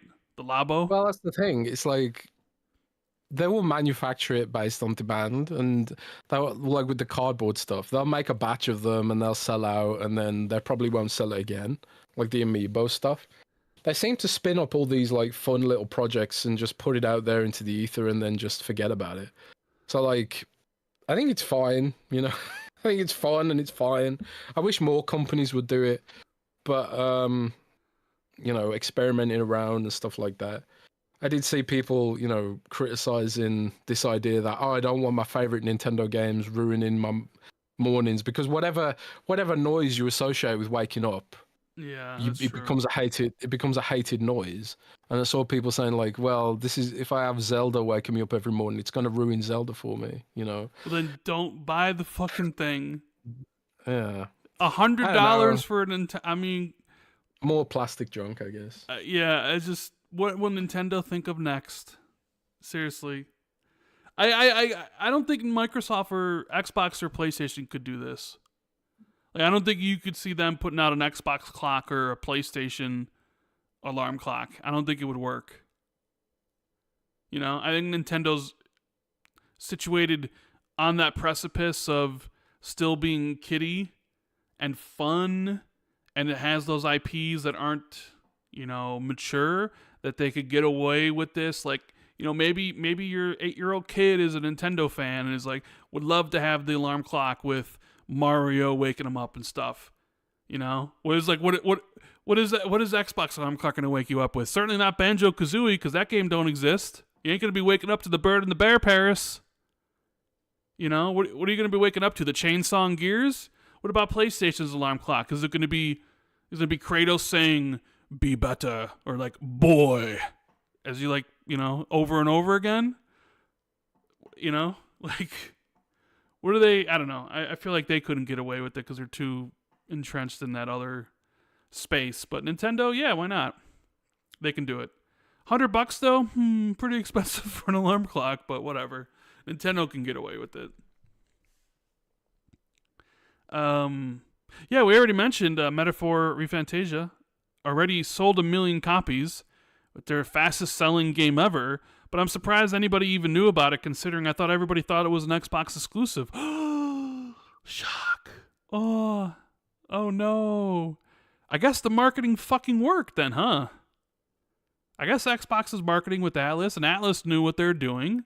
This isn't a game that's tied to the Persona series, I don't think.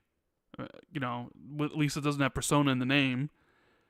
And it's something new, and it's selling better than any of their other games. And it's weird when you look at Atlus and you look at, the Yakuza teams, right?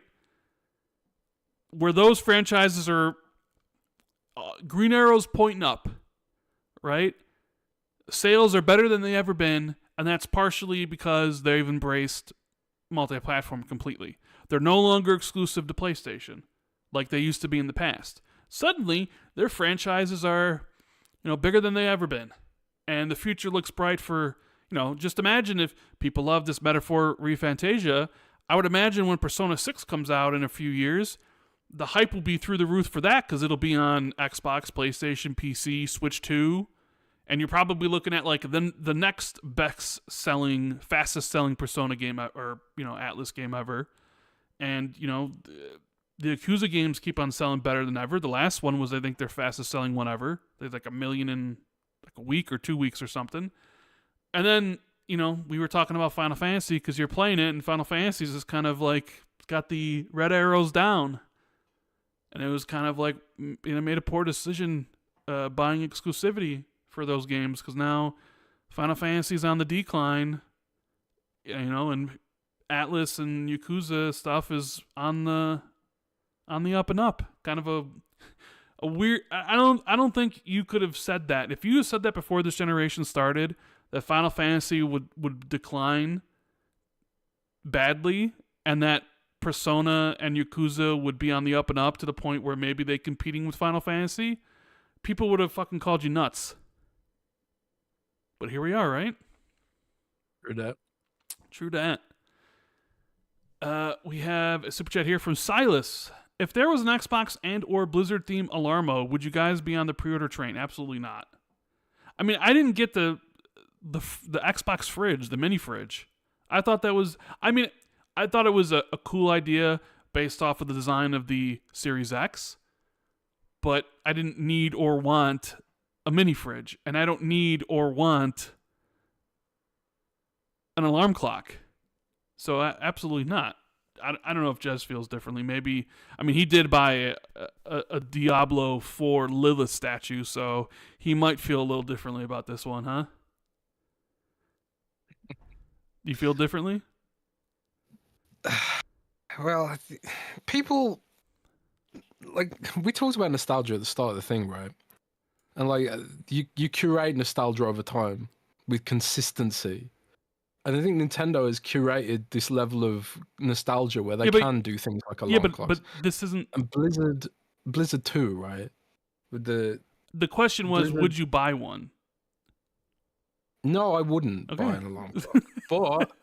But if Blizzard put one out, then I would, because I have nostalgia for Blizzard stuff. So you haven't been paying attention to what we've been talking about, I take it, huh?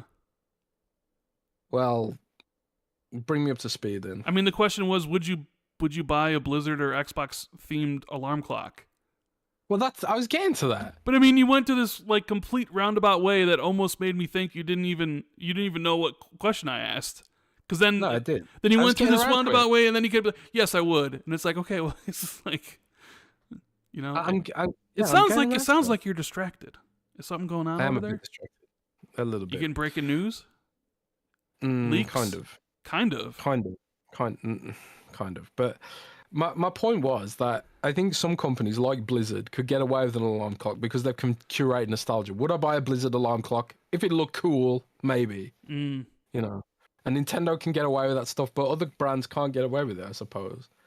Would you buy I don't know. I don't even know what you're nostalgic for. What are you nostalgic for, Rand? I don't know. Maybe I would buy a Wheel of Time alarm clock. See, like, I think if Halo... Could Halo get away with a Halo alarm clock? Maybe sure, if they have a few good releases. But I think if they put one out right now, I think people would be like, oh, this is what we get instead of a good game. Yeah, you would definitely get that. Matt Nuku with the 999 says, I've been a silent viewer since the Xbox One X rumor days. Just wanted to give Rand and Jez their flowers and say that I appreciate the hard work they put into this. And for Rand, bear down. Let's go. Yeah, we got the Bears, Caleb Williams in Jacksonville versus Jacksonville in London this weekend. So appreciate the support, Matt. We have a super chat here from Fiber Frenzy for 5. With Steam now announcing upon purchase that users don't actually own their games and that $70 is only for a license, is piracy still frowned upon? I think piracy is frowned upon in most cases. I think there's some edge cases where it works or that you could be morally justified in doing it. I mean, I've always known that buying digital games is you're just buying a license. I don't know how many people knew that though. So I don't know. Like, I think piracy is, one of those subjects that is like, all right, well, you're kind of getting close to like, oh, you're stealing. It's like, I'd rather pay for something I want. And I know there's instances, well, like they don't sell it in my country and I can't get it and it's just exorbitant or whatever. Then it's like, okay, well, maybe piracy works in that case, or emulation. But I guess Nintendo's come out like really hard against emulation. I mean, piracy is just one of those subjects that's like very touchy. But I don't really think them all of a sudden saying, well, $70 means you don't own it, it's a license, changes that, because it's always been that way. And maybe that's on the consumer to understand what their the terms and conditions are. But I think if you're using that as justification, like if you're using, like, oh, a digital game is $70, but it's a license, and you're using that as justification to steal everything that you want, I think you're on the wrong side of that fence. I don't know if anybody agrees with me on that one, but that's just my opinion. All right, I'm done now. I'm sorry about that. I had to deal with something. Do you feel that $70, now that Steam has kind of have that little thing where it says if you buy a game, it's $70, it's just a license, that piracy is... Because this question was, with Steam now announcing upon purchase that users don't actually own their games and that $70 is only for a license, is piracy still frowned upon?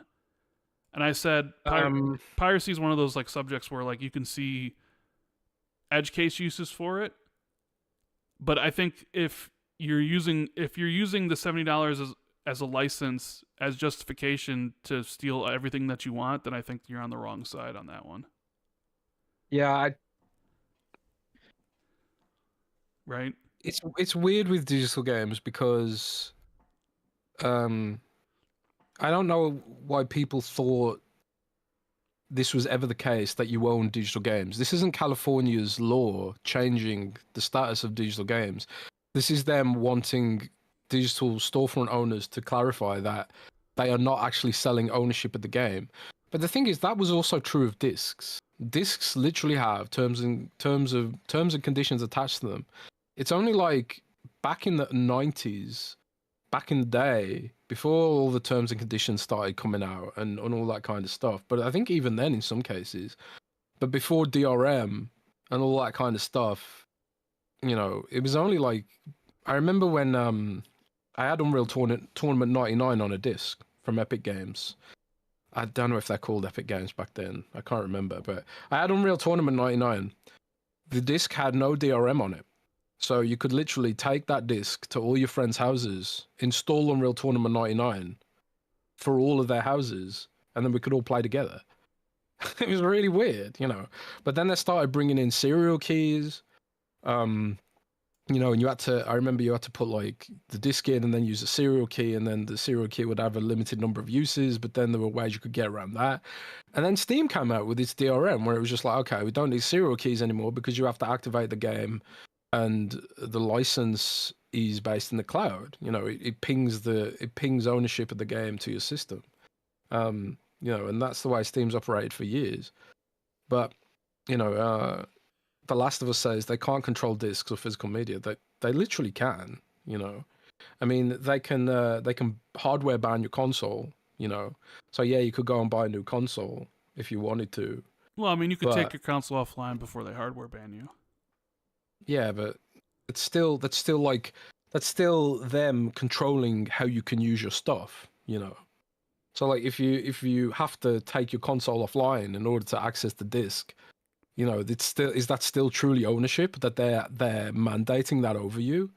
And then we could even have an extended philosophical discussion about like there's this huge back and forth in America right now, and I think in Europe, over John Deere and the tractors and the farming equipment, because John Deere has DRM in their tractors and farming equipment, where they don't want you to repair the tractors, and they make a lot of proprietary parts which you can only acquire through them. So if you want to repair their farming equipment, you have to go through them specifically, and Apple too. Like they fill their devices with so much glue that they're really, really hard to repair without specialized tools, because they want you to pay a premium for all that kind of stuff. So I think, while I disagree that it's a good justification for piracy, I also think the pushback is valuable, because I think consumers deserve more ownership over what we purchase, and there has to be some give and take. And I think, like, for example, I think it's good that Steam is showing that it's worth having a digital license by, their family sharing stuff, which is suspiciously similar to Xbox's 2013 family sharing that everyone hated. But Steam released their family sharing this year, and now you and 6 friends can pool your entire Steam library together in one glorious digital library of content. And that's a benefit of digital in that aspect, because I don't have to take the disc around to their house. Yeah. And my friends all over the country, all 6 of us can share one single Steam library. And that's what it was going to be with the Xbox until, people like they never no. They never explained what it was going to be. Like each executive, from Pete Harrison or Agent 47 to Phil to Yusuf Mehdi to every single executive had a different answer for each question. That stuff, and I had talked to people at Xbox. That stuff was a pie in the sky type of thing. It had no plans set in stone for what it was going to be or what it wasn't going to be. Sure, that maybe it could have been that in the road, but look how long it's taken Steam to implement that. And they've been around how long now? Let's not talk about Xbox is going to do this first. Xbox had a lot of ideas, but they didn't know how to actually message it to anybody. And anytime you would listen, every executive was giving you a different answer about everything. And people were just like, this is really complicated. I'm just going to go with PlayStation, who's not changing shit and is $100 cheaper. That was the end. Maybe it'd be a different story if they had that shit fucking game planned and everybody had the same talking points. But that's not how it was back in 2013. So, yeah. Let's see. We got a super chat here from Sean, who says, what happens first? Scalebound releases, Jez finishes Persona 5, or Rand on camera? That's an easy question. Rand on camera before any of those. Because Jez is never going to finish Persona 5. And I'll be on camera eventually once I get rid of this thing on my face that I have to surgically get removed. Do you want to explain that for people? Yeah, like a skin tag on my side of my face that kind of started growing, and that's one of those things where you can't just rip off, so I'm gonna have to get it surgically removed. And I just don't feel comfortable being on camera at that point with that there, so I'm gonna wait till I get it removed. And I started hardcore dieting as well, like I was telling Jez and Cold Eastwood and Cognito, and it's going really well, and it's a different thing, so I probably will feel much more better about it when all that is kind of, situated. So it'll happen eventually. Remember, I always said it happened on my timeline and nobody else's. So let's see here. We got Just James, member for 11 months. Hello, guys. Not been keeping up with the gaming lately. Final Fantasy XIV's fault. Just want to ask, what do you think of the new Tomb Raider remasters they are making? I mean, it is cool that they're packaging them together. I think I only played 1 and 2. I didn't play 3, 4, 5, or 6. I know because they announced they're remastering 4, 5, and 6. I didn't play 4, 5, or 6, and I think 6 was Angel of Darkness, which I think was awful. And then I picked up, I started getting back into Tomb Raider with the next release, which was Tomb Raider Underworld. You remember that game, Jez? Tomb Raider Underworld? I remember the name. I never played it. And then after Underworld, I think they did Tomb Raider Anniversary, which was a remake of the first game, which was really good. And then they did the reboot. So it was like Tomb Raider. I forget what year it was. It was like, Tomb Raider and then Rise of the Tomb Raider and then Shadow of the Tomb Raider. So, I mean, hey, this is good for anybody that likes the Tomb Raider games, the old school ones. Mr. Irishman with the 5. Have you guys heard if Microsoft is still considering Halo for multiplat? Halo going to PlayStation will just be a horrible look in my opinion. So let's talk about, and we'll get to all the other super chats, of course. Let's talk about the Halo stuff, because this was probably the biggest thing that happened this week, yeah?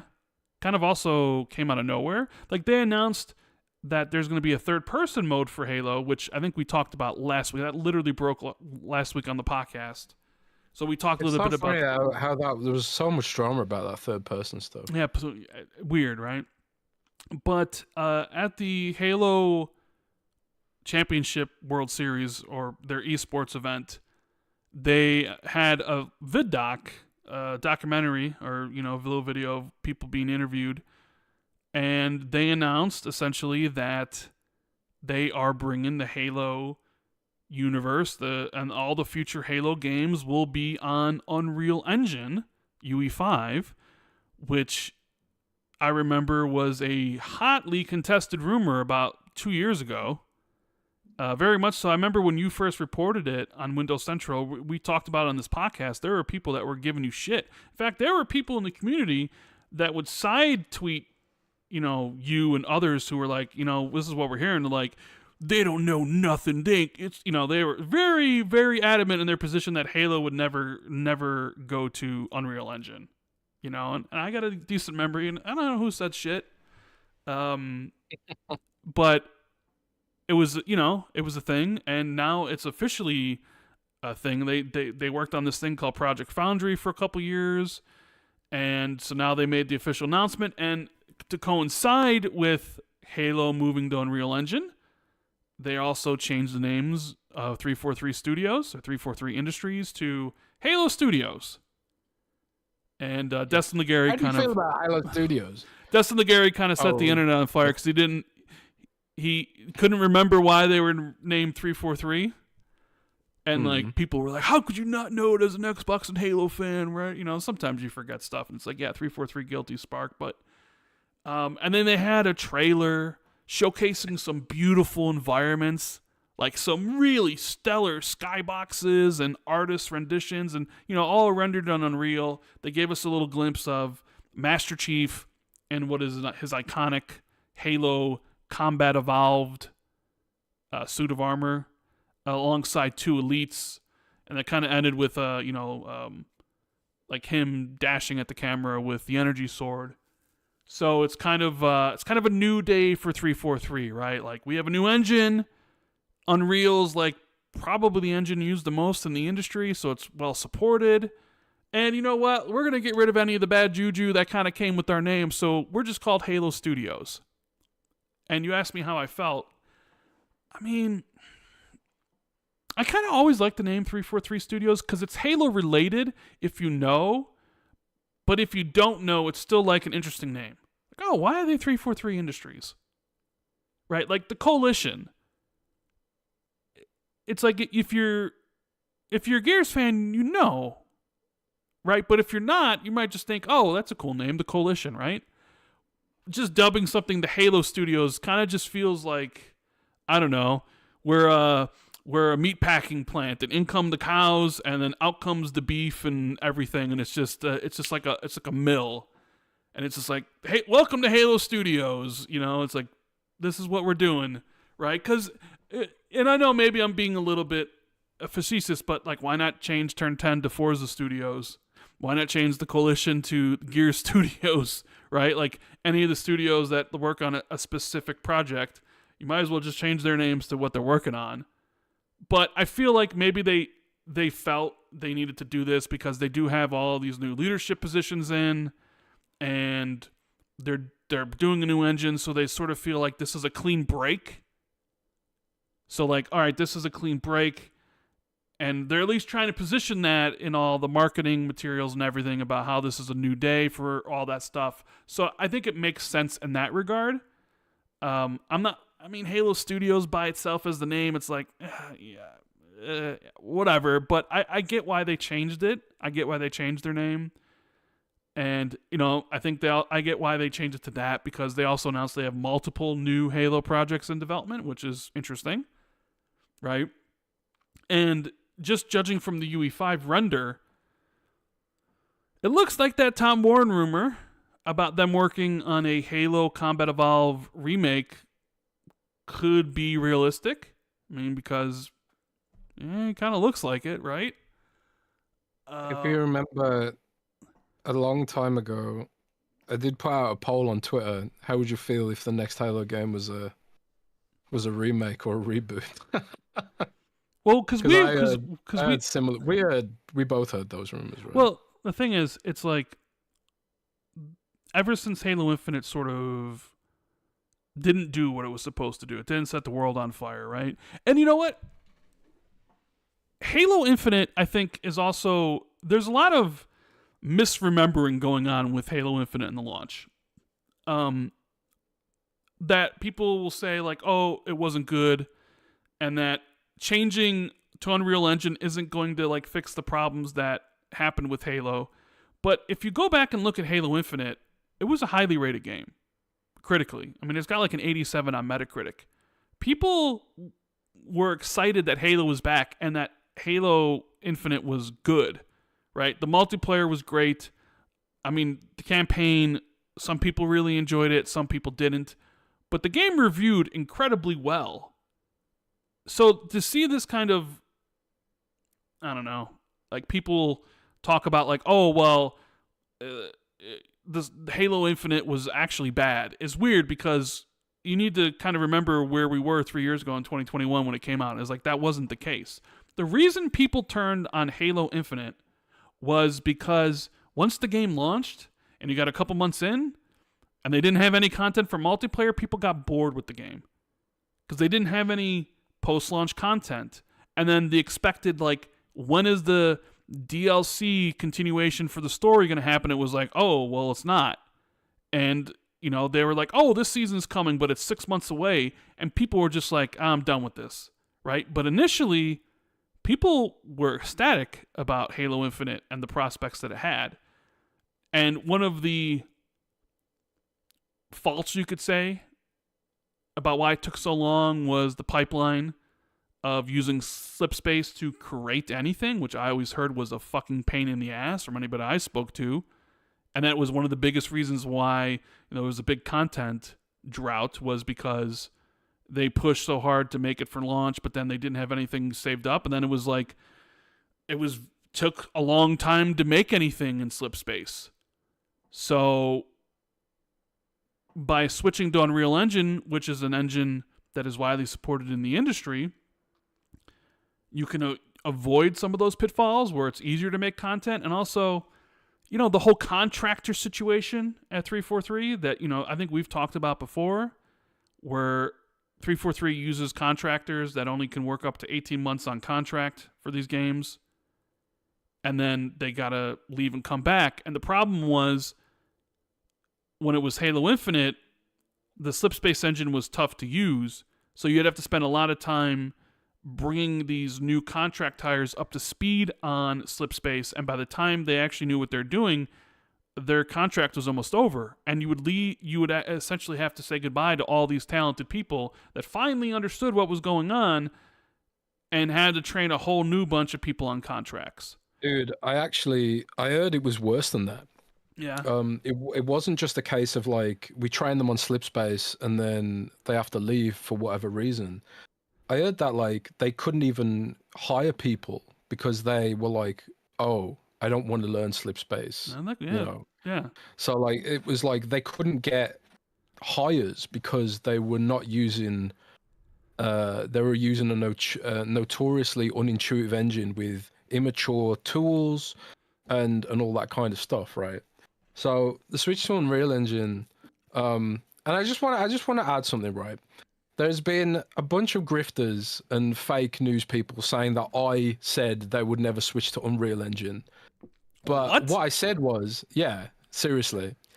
because they took a tweet where I said none of this is true, which was a collection of fan fiction nonsense, which was like Bobby Kotick's going to remain on the board, Bonnie Ross is fired. At the time, she wasn't fired. And also, Tatanka is moving to Unreal Engine. I knew Tatanka wasn't moving to Unreal Engine because it was still getting build updates on Slipspace on the API, and then it was subsequently cancelled or, you know, morphed into something else. So that was what I was saying wasn't true, because at the time Slipspace was still being used to develop Tatanka. Also, I knew Bobby Kotick was not going to be remaining on the board, so that was obviously not true as well.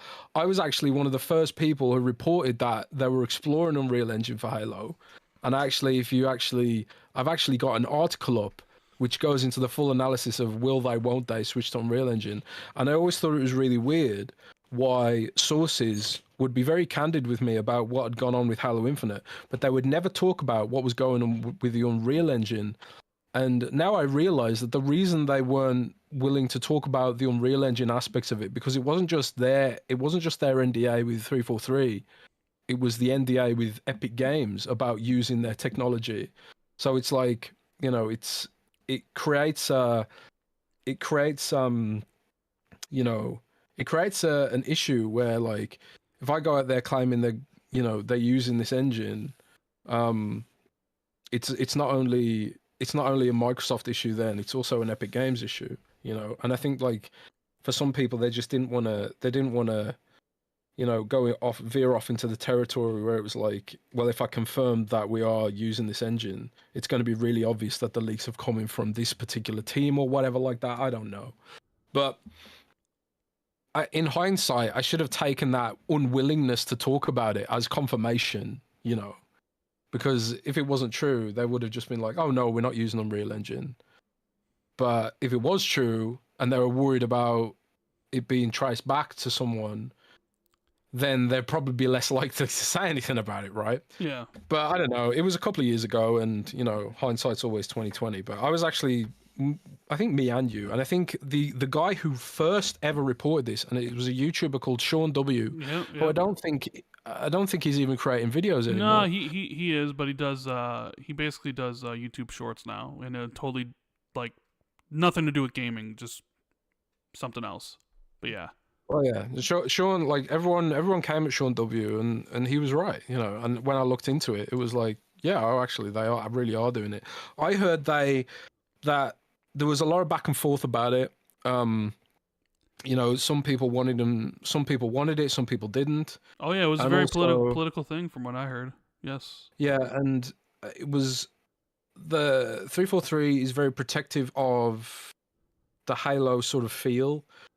And, you know, and making sure that it still feels like Halo, because Halo is a very, very unique feel, and it's about, like, can that be a one-to-one replicated in Unreal Engine, for example, you know, and but also it was about user-generated content. So, like, what I heard, and I don't know if this is true for sure, because I never got full confirmation of it, but I heard some parts of the decision to switch, and again, I don't know if this is true, but I heard some of the decisions to switch was incumbent on whether or not they could get something like Halo Forge working in Unreal Engine, because user-generated content is a huge part of Halo's ongoing longevity and its viability in a very busy space. Like, when you log into Fortnite, there's just reams and reams and reams of user-generated content up on there now. You know, and Roblox is all user-generated content and stuff like that. And I think Microsoft really does see Halo as this, if it's going to be a flagship product on that level, it needs to have a strong user-generated content aspect to it. And I think Unreal Engine 5 has specifically developed in that direction of user-generated content, partially because of Fortnite. They had to make systems that were more mature for supporting that kind of universe, right? And obviously Minecraft has user-generated content. Like Minecraft user-generated content pays out millions and millions of dollars to companies who only make user-generated content for Minecraft. It's crazy. Like Minecraft is a business within Minecraft, you know.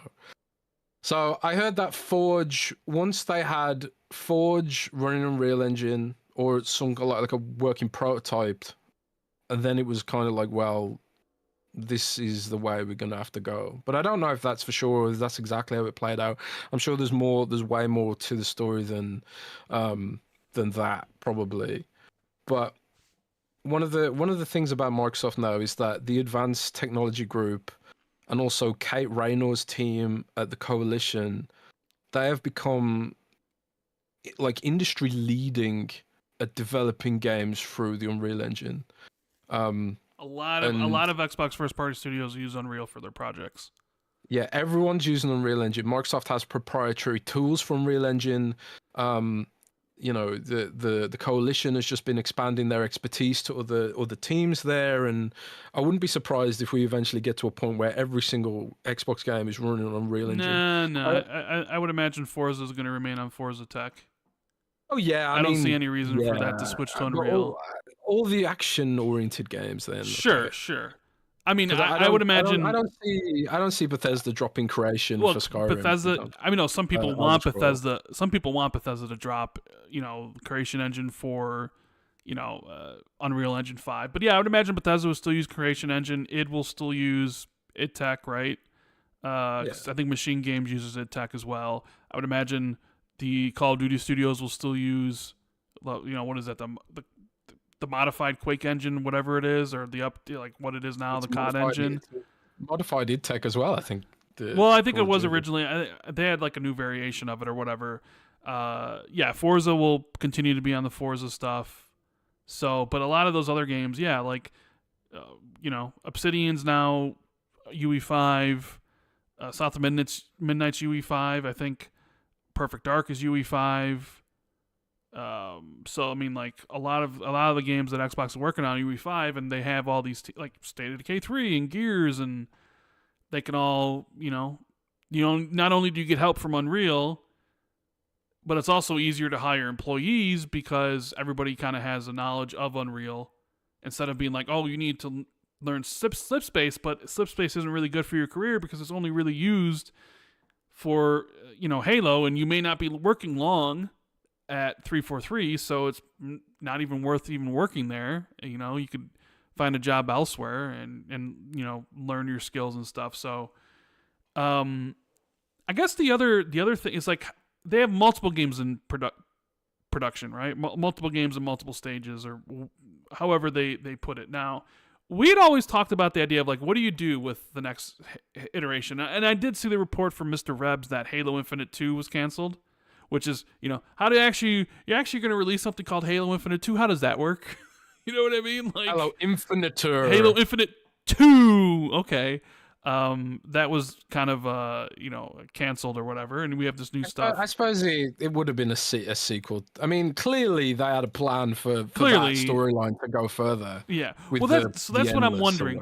So, you know what I would actually like is I think I've mentioned this before when you talk about what do you want to see from Halo in the future. And we've talked about, maybe you reboot it and you do something different and you start from the beginning or whatever. I kind of like what Capcom does with Resident Evil, where they remake the older ones, but then they still continue on with the main ones, right? So you get your Resident Evil 2 and your Resident Evil 3. But here's Resident Evil 7. Oh, and here's Resident Evil 4, but there's also Resident Evil 8, and here's Resident Evil 9, and then here's the remake of, you know, Code Veronica. So I wouldn't mind the idea of, like, here's Halo Combat Evolved remake, and a couple years later, boom, here's Halo 7 that continues on from where we left off in Halo Infinite, right? And then the next game is Halo 2 remake. And then boom, the next game's Halo 8. But then boom, the next game's Halo 3 remake. Where they basically copy the Capcom formula with Resident Evil. And they remake all the older games in the new tech, make them prettier, right? And nostalgic. People are going to be nostalgic for it. but at the same time also offering new games that do continue the legacy and the adventures of Master Chief. And I would imagine maybe even I would imagine some people would want them to have a Halo game that's not centered around Master Chief, right? Like, but we all know that doesn't work. Well, I mean, you don't know if it's not going to work if you don't try it, right? I do think it would be a catastrophic mistake if they tried to do a full reboot and throw away all that lore, all those novels. I think that would be a catastrophic and egotistical mistake. If someone was like, "Oh, we can do Halo better," I think that would be a huge, huge error in judgment. I think what you need to do is flesh out the bits that weren't very well executed. You know, I don't think throwing anything out is an option. You know, and I'm saying this as someone who isn't a Halo fan, so I don't have necessarily the kind of bias or nostalgia that might be clouding my judgment here. If I'm speaking completely analytically about Halo, and comparing it to, like, you know, other franchises that have existed for, you know, over a decade with consistent lore. You know, I'm thinking about World of Warcraft, and there's been some lore beats in World of Warcraft that, oh my god, they did not land well. They did not land well. And but they haven't, like, tried to gloss over them or pretend they don't exist. They've kind of, like, tried to flesh them out and bring them back around with new lore, you know. And one thing that World of Warcraft did that was pretty interesting recently was, because, you know, they did the whole WoW Classic thing where they did WoW Classic so you could go back and play WoW as it was. They also did this thing called WoW Season of Discovery, which was like WoW Classic, but remixed with new stuff. So it was like a refreshed version of it. Not quite like a remaster, but it was like a slightly different. But what they did do in there, which I thought was really clever, they added lore beats in the new WoW Classic that are vaguely relevant to the modern game. I think, like, something what you could do with a Halo remake or a remake of the original is that you could add, like, hints or, you know, flesh out lore or tie it back to the modern era of Halo games. That would be, like, you know, just to show that we're not planning on throwing that away or undermining what you know of Halo. You know, you could do, like, a little reference to stuff that happens in Halo Wars 1 and 2. Or you could even throw in references to, you know, stuff that happens later. You could even, you know, put the seeds of, like, implant the seeds for, like, you know, things that happen later in Halo Infinite with the Banished, you know, plant the seeds there of those story beats. I don't think you need to completely reboot everything. I think this is an opportunity to flesh out what you've already got. So I think Halo is, like, it's at a crossroads, I think. And I think it's going to be like, it's going to be difficult for Halo Studio. I keep trying to call them 343. It's going to be difficult for Halo Studio to navigate these choppy waters and thread the needle of appeasing the old school fans, appeasing people who want things to be new and progressive, while also trying to find that new audience, that young audience who, you know, potentially could eventually find Halo to be nostalgic for them, you know. But that sort of, like, that goes into the other question, Rand, which is if you are trying to build Halo up for a new audience and a future audience. Is that the question you're going to go back to here with the? Yeah. Are we going multi-platform with Halo? Yeah. The question was, have you guys heard if Microsoft is still considering Halo for multi-plat? I mean, Tom Warren's reporting was that it was being considered, Halo Remake at least. And I do, like, if you look at the Xbox Newswire article for all this stuff, they call it Halo Studios, new name, new engine, new games, new philosophy. And you can sort of, like, feel like what is missing is just another comma that says new platforms. Right? So obviously this is a discussion point because Microsoft has indicated that they are going to be bringing more of their games to other platforms, specifically PlayStation or Switch 2. I mean, Phil said so at the showcase when he was asked. So, before in February, it was just these 4 games. And then at E3 or the showcase, it was like, of course we're going to bring more, right? And here you have a rebooted Halo, new engine, new leadership. If you're really remaking Halo CE, is that a good starting point to essentially put on PlayStation? And if you do that, what does that say? I mean, if you're putting Halo on PlayStation, what does that say about everything else? Because I sort of feel like even though Halo's importance has lessened over the years, Halo is still kind of like the soul of Xbox in a way. It is. And if you were to just be like, all right, well, Halo's now on Switch 2 and PS5 or PS6 or whatever it would be by the time this project comes out,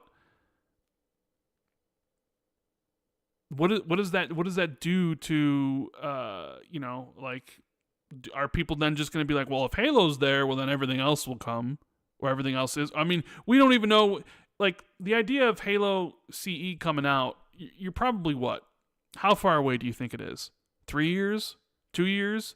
Because I was thinking about this. Like, we did have that quote from somebody at Xbox from a couple weeks ago where he said that they're already planning stuff to celebrate the launch, or to celebrate the anniversary, the 25th anniversary of not only Halo and Xbox, right, which would be 2026. 25th anniversary of Halo Combat Evolved and the original Xbox. Now, what better way to celebrate an anniversary than by having a remake? So, and what better way to celebrate the anniversary of Xbox than by having and releasing the next hardware platform? Now, that may seem too ambitious. Like, oh my God, 2 years from now, we're going to get a Halo CE remake that launches with the new Xbox console. So maybe it's like, okay, maybe Halo CE is ready by then and it could launch in 2026. Or maybe they have some stream, which they did for the 20th anniversary, if you remember 4 years ago, where they announced the last batch of backwards compatibility titles.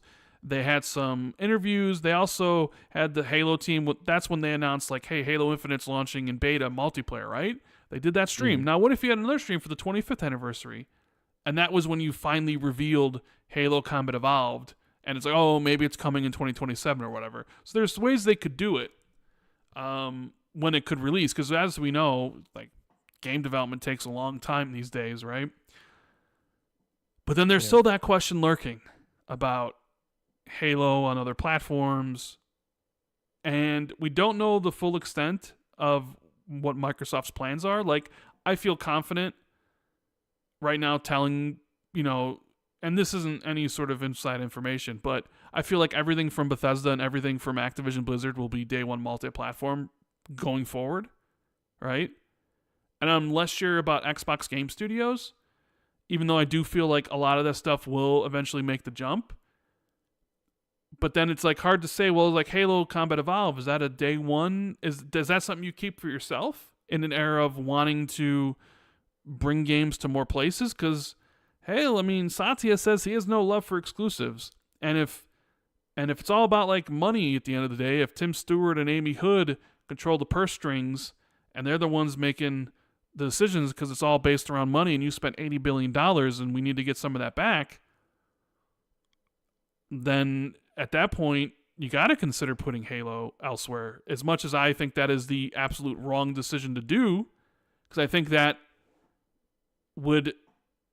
putting Halo on other platforms would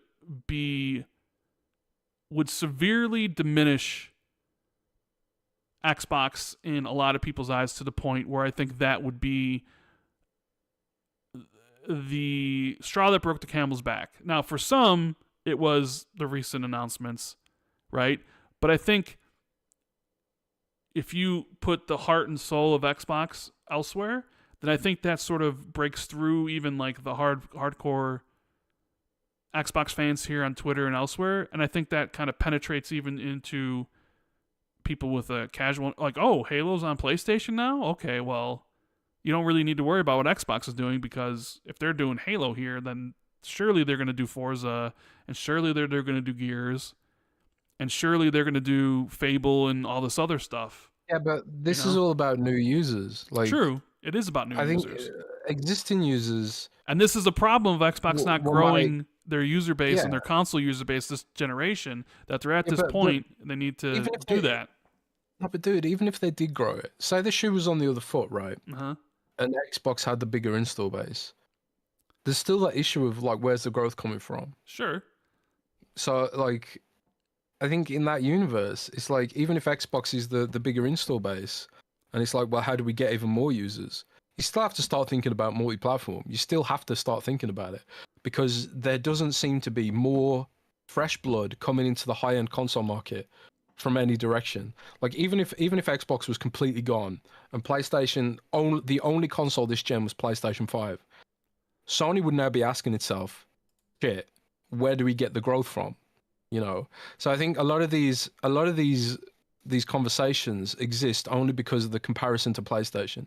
If it was just one or the other, I think the conversation would be completely different. It'd be like, oh God, we're sort of heading towards this universe where people just prefer PC or mobile, increasingly so, because it's for whatever reason, you know. And I put out a tweet the other day where it was like, earlier today rather, where it was like, if you can afford a PC, why don't you buy a PC? You know, what's keeping you back from console gaming? A lot of people, you know, there's all kinds of reasons. Some people that just don't want to deal with PC, and, you know, PC being a pain sometimes that it is, and dealing with, you know, all the different issues that PC can potentially have when it comes from a gaming perspective. But those issues are sort of gradually being diminished by devices like the Steam Deck, which still provide the versatility and the openness of full bore Windows. Like, yeah, the Steam Deck might be a more console-ified PC, and it has this very, you know, console style overlay, but you can still boot it into the Linux desktop and sideload things if you really fancy, you know. So I don't think, increasingly, I don't really think the multi-platform thing is anything to be worried about, because I don't think. Well, okay, let me ask you this. Even if Xbox went full bore, exclusives only, it wouldn't move the needle, because, and I'll tell you why, it hasn't moved the needle for PlayStation. They have the same size install base that they previously had, it growing at the same rate. They're not stealing Xbox's console users, because Xbox has more console users than ever, according to SEC filings. So people aren't switching to PlayStation. They're either going multi-platform or they're switching to PC. And the people coming in from the younger generations who are growing up now and have disposable income, they're either going to PC or they're sticking on mobile.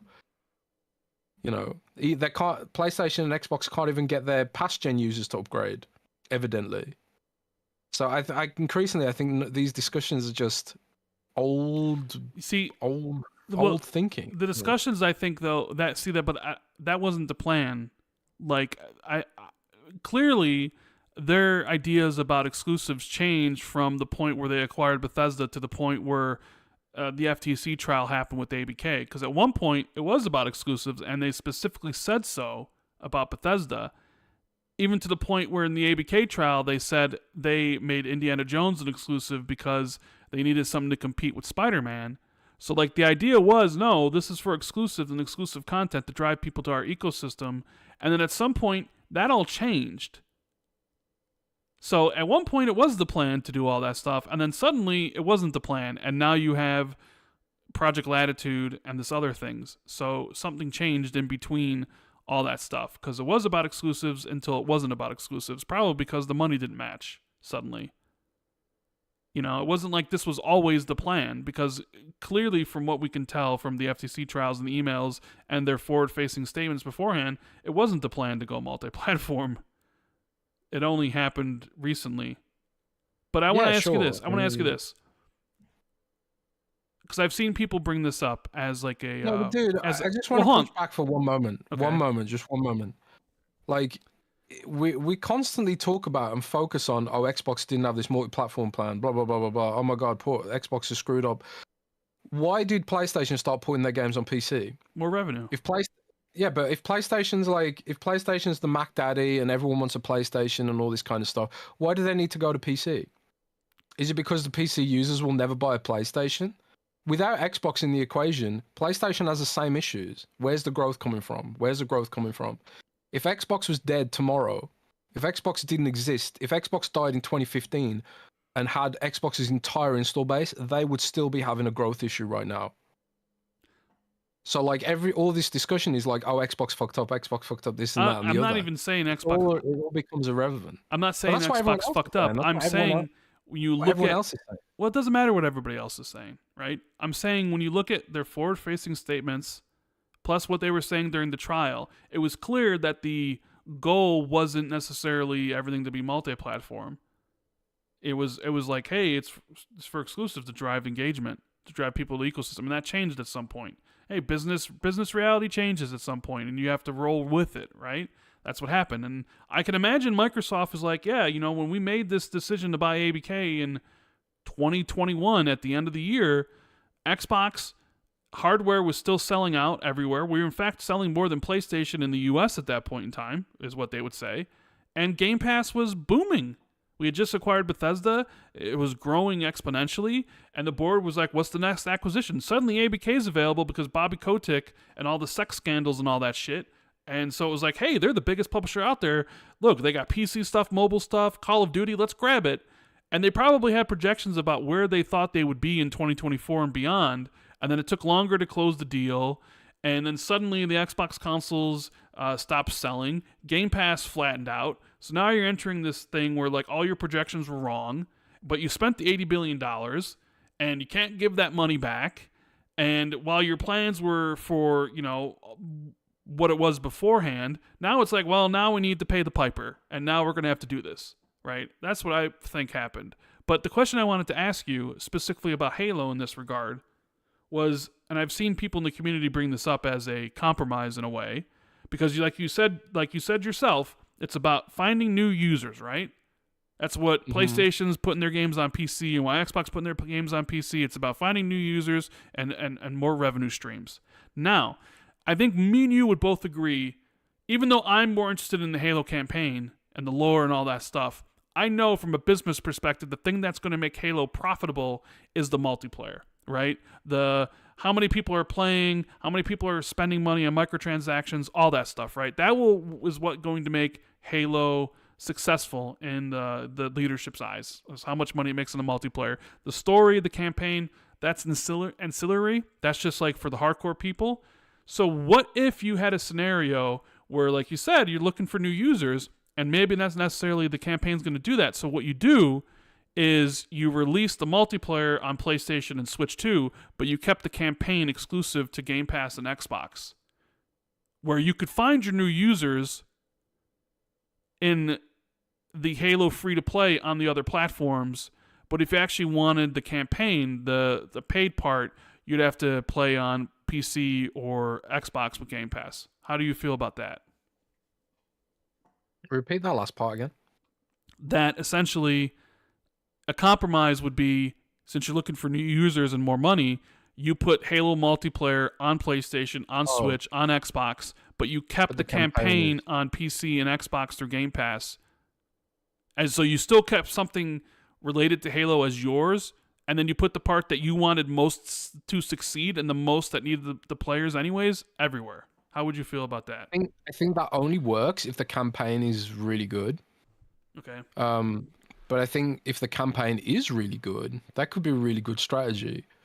But if the campaign is bad, then that could make them a sort of laughing stock, where it's like, oh, they get the trash and we get the good part. Yeah.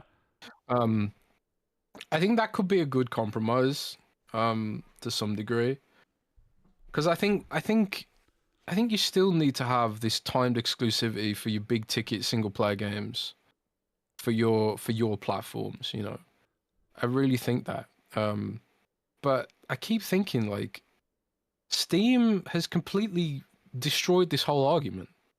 You know, because the games all come to Steam now, so it's like, well, if we're bringing them to Steam, why not bring them to PlayStation as well? What's the arbitrary restrictions here? You know,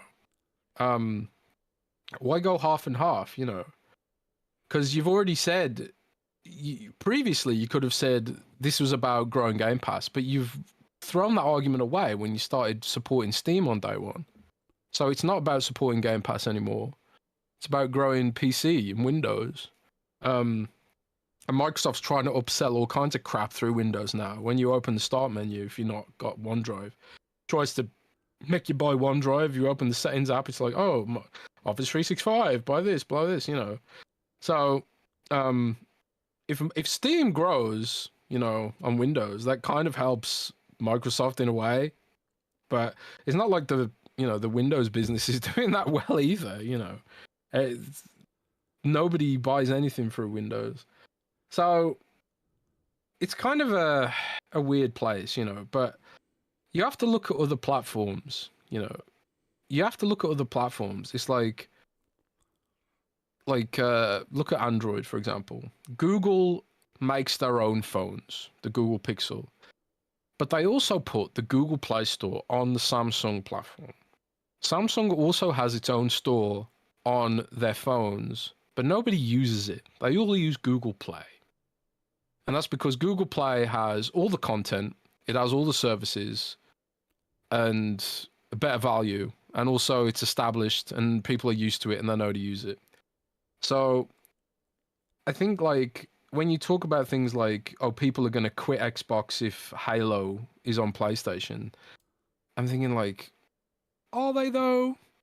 And if they do, then Xbox still gets the money from people putting it on, from people playing it on PlayStation anyway. The margins on console are zero, and they can keep making hardware for those hardcore who stick around. And the Xbox store will be on Windows as well. So a lot of these sort of walls that exist are completely arbitrary. And I think like when we talk about like maximizing business impact, it's those arbitrary walls and those arbitrary regulations which prevent growth, which is why, you know, when you're talking to Amy Hood or Tim Stewart, you know, it's like, well, we could make this much more money if we put the game on PlayStation. And yes, the core fans might be upset and make angry tweets about it, but will they actively stop using the platform? Maybe some will, but is it enough to make a big difference? You know, you've got half the user base playing on Xbox One right now. Do they care enough to switch whole platform for it? They won't even upgrade their Xbox One to, you know, because Fortnite's still there. I keep thinking about iPhone, you know, and people who don't upgrade their iPhone every year. Like increasingly, it's we live in a cloud-powered world where it's about where your games licenses are, where your cloud saves are. And it's less about what hardware endpoint you've got more than ever. The Xbox platform isn't the hardware anymore. It's the licensing cloud at the end of the day. And I think if Xbox wants to move in that direction, that's great. And that's fine. But they have to like prove that the features are good, there's value there, and all that kind of stuff. Like being able to play your games in the cloud, the games you own in the cloud on any device at any time with your save files. I think that's going to be compelling for a lot of people. You know, it's certainly compelling for me, being able to play it on any device at any time. And then like you talk about things like Game Pass, the value that offers. If you play Call of Duty every year, you know, they could do way more with perks, you know.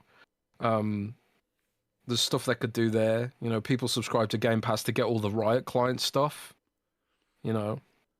But I also think there's a huge amount of risk because like what we talked about earlier, if you're spreading yourself so thin and you end up becoming a jack of all trades, master of none, maybe people will, instead of going to the service that has the jack of all trades, master of none, and instead just, well, they'll be like, okay, well, I'll live here for this and live here for that. And I'll have a collection of services that do each of these individual things better. So, you've got like, you know, you could end up with a situation where like Xbox Cloud isn't as good as Nvidia's cloud. So I'm going to stick with Nvidia. And then Nvidia's cloud plugs into Steam. So I'm going to start buying games on Steam. And then I'm going to get a PC and buy stuff on Steam there because the Steam sales are great and the game variety is much bigger if you are someone who's interested in variety. So I think it's a tough situation to be in, but I think at the same time, I don't think you can just sit still and do the same thing over and over again. Because like I said earlier, if Xbox didn't exist, and it was just PlayStation and Steam right now, I think you'd see PlayStation with the same existential problems of like, how are we going to grow in a universe where nobody wants, or like the younger cohorts don't want these devices anymore. You know, maybe without the pressure from Xbox, maybe PlayStation would be more willing to experiment with mobile. Maybe they would have already made a handheld. But you know, you've seen PlayStation try to figure out where the next growth spurt's coming from. They made They made 2 VR headsets because they made a bet that maybe VR was going to be the future. VR ain't the future. They should have invested that money in handheld. And you should tell Mark Zuckerberg that though. Yeah, well, Mark Zuckerberg's a special boy, but you're gonna see like there's rumors that PlayStation is working on a handheld now, and obviously they made the PlayStation Portal, which you know they would have got good data on there, how people use those kind of devices. So I think PlayStation will make a handheld, Xbox will make a handheld as well. But I think even in this universe where there's a PlayStation 6 and an Xbox Series X2 and an Xbox handheld, I think you'll still see a huge chunk of the audience stay on PlayStation 4 and Xbox One. There's a huge chunk of the audience just wants to play Fortnite and Roblox and Minecraft, and they can do that on the systems they already own. So I think people they don't want to accept that the most of the market isn't like us. We aren't all early adopters. We aren't all people who are variety gamers. People driving the revenue are those, I'm just going to play a single game all day forever gamers. Those are the kinds of users that are driving the monetary expenditure growth. And those are certainly the users who are driving the margins, which, and you know, for people who don't know, like, I'm talking about the profit margin between how much you have to spend to make the money. So like if I'm selling a skin in Diablo for $20, you know, the margins on that are insane compared to selling a full price game that cost $400 million to make for $70. That's the price of 2 skins or 3 skins or 4 skins, you know. The margins on 4 skins? Yeah. I mean, that's what you said. I'm just repeating what you said. Yeah, 4 skins. Jesus Christ. That's like the physical dicks. Yeah, well, I think what is it with the dicks? I don't know. But you know what? That's you get what I'm saying. I get what you're saying. That's a good endpoint for that section. You kind of ended it all when you mentioned 4 skins. So it's people, yeah. People just need to understand that not the whole market isn't the early adopter market. Half of it is the Fortnite microtransaction market. And the contention that Xbox and PlayStation have is like, how do we cater to this low margin but highly demanding audience, that's us, simultaneously with the audience that are happy on PlayStation 4 with Fortnite? You can't just cut them off. That's why like the Switch 2 has taken so long to come out as well. It's like the margins on the Switch are so good that it's difficult to justify like trying to chase the next gen already. And I think Nintendo's going to see the same issue. I think a lot of people will upgrade to the Nintendo Switch 2 for the extra money, those early adopters, but they're gonna have a huge audience who just don't upgrade and stay where they are. Because some of those service games exist on the Switch as well. The fact that there's even going to be a Switch 2 is symptomatic of the smartphoneification of consoles. Like, you won't see Nintendo experimenting heavily with their formula anymore. You know, you won't see Nintendo like cutting off backwards compatibility anymore because everything's digital now. Everything's cloud. People won't accept. They won't give up their digital library on Switch. You know, so now we're in a universe where there's going to be a Switch 2 and a Switch 3 and a Switch 4. You know, there won't be like these wild experiments that Nintendo does, you know, generation over generation. because the platform now is not the hardware endpoint, it is the storefront. And yeah, the Switch 2 will have exclusives, just like the Xbox One and the Xbox Series X and the PlayStation 5 have exclusives. And I think that's why PlayStation 5 has outpaced Xbox's upgrade sales, because I think PlayStation has offered a more consistent reason to upgrade than Xbox has. You know, Xbox has taken a long time to get its shit in order when it comes to quality games, and for some people, they still haven't managed to do it. You know, it's taken a long time to see the fruits of those acquisitions from all those years ago. And Microsoft, you know, hindsight's 2020. Microsoft should have, you know, been prepared for that well in advance of 2013. But you know, that's the situation we find ourselves in now. You know, so you have to decide for yourselves. Do you want to live in this universe where the hardware endpoint doesn't matter and it's just the digital licenses that matter? Is the platform more important than the games? You know, do you care more about the identity of the Xbox brand, or do you care more about your game library? I know which one I care about more. I care about my fucking game library. Can I play my game library anywhere I want? I love the fact that Metaphor Fantazio is play anywhere, even though it's not in Game Pass. That's like a first. I want every fucking game to be play anywhere. I want to be able to play any of my Xbox games on my Asus ROG Ally. I want to be able to play any of my games in the cloud. Personally, I think that's cool. Any one of those games except Persona 5, because you'll never finish it. Yeah. Yeah, because we have a super chat here from Carl. Rand, please remind Jez that he agreed to quit World of Warcraft for 1 year if he doesn't finish Persona 5. If you don't hold him to it, he'll never keep his word. Don't go easy. Yeah, I know. That seems cruel to... I thought he would honestly finish it. I gave him like 2 years. And he won't. So we got Mr. Irishman with the 10. I don't personally see the point of owning an Xbox if it gets fewer games on other platforms. And with PlayStation still locking up third-party games, it also makes Xbox the last place to play third-party. You know, that's your opinion, but I'm sure there's plenty of other people who feel the same as you. I mean, it's kind of weird. I literally don't own a PlayStation because I know their games are coming to Steam now. And there were points where I was like, man, I really should buy a PlayStation.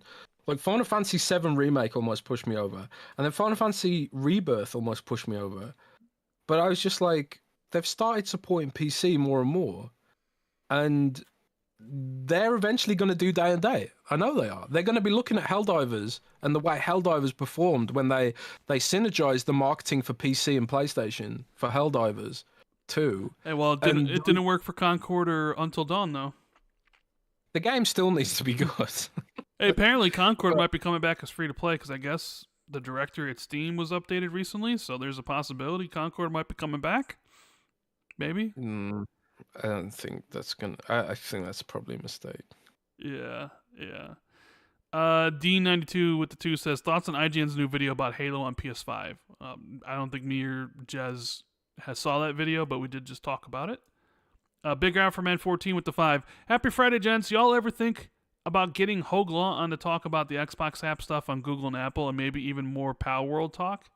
Yeah, we've talked about it, for sure. Maybe we'll have him on at some point. Yeah. Glitch with the 5 says, do you guys know what is Project Singularity in terms of Xbox? Is that the code name for the next gen Xbox or the next Xbox OS? Love you guys. I've never heard that code name before. No clue on that one. I'm afraid. Me Puppet with the 5. Jez, not finishing games is his superpower, lol. I'm enjoying Metaphor so far. Keep up the good work. Big Afterman. He says, what's up with Keith and always attacking Xbox second-handly? I saw Gaz going at him, and his tweet didn't even matter since Metaphor already sold 1 million. Yeah, that whole thing with the marketing of Atlus. Because he said Atlus didn't know what they were doing, but apparently they know what they're doing. And I think some people don't understand that it really doesn't benefit Atlus to market Metaphor as with PlayStation branded because they know most of their user base is on PlayStation. So if you're trying to actually build up more people, the place to advertise it would be Xbox because there's a potential for growth on that platform because all the Atlus games have always been on PlayStation and that user base knows and loves those games and knows that, you know, Metaphor is coming out. So if you wanted to like bring up the bottom, the platform that doesn't sell the JRPGs, that's where you're going to want to market it to.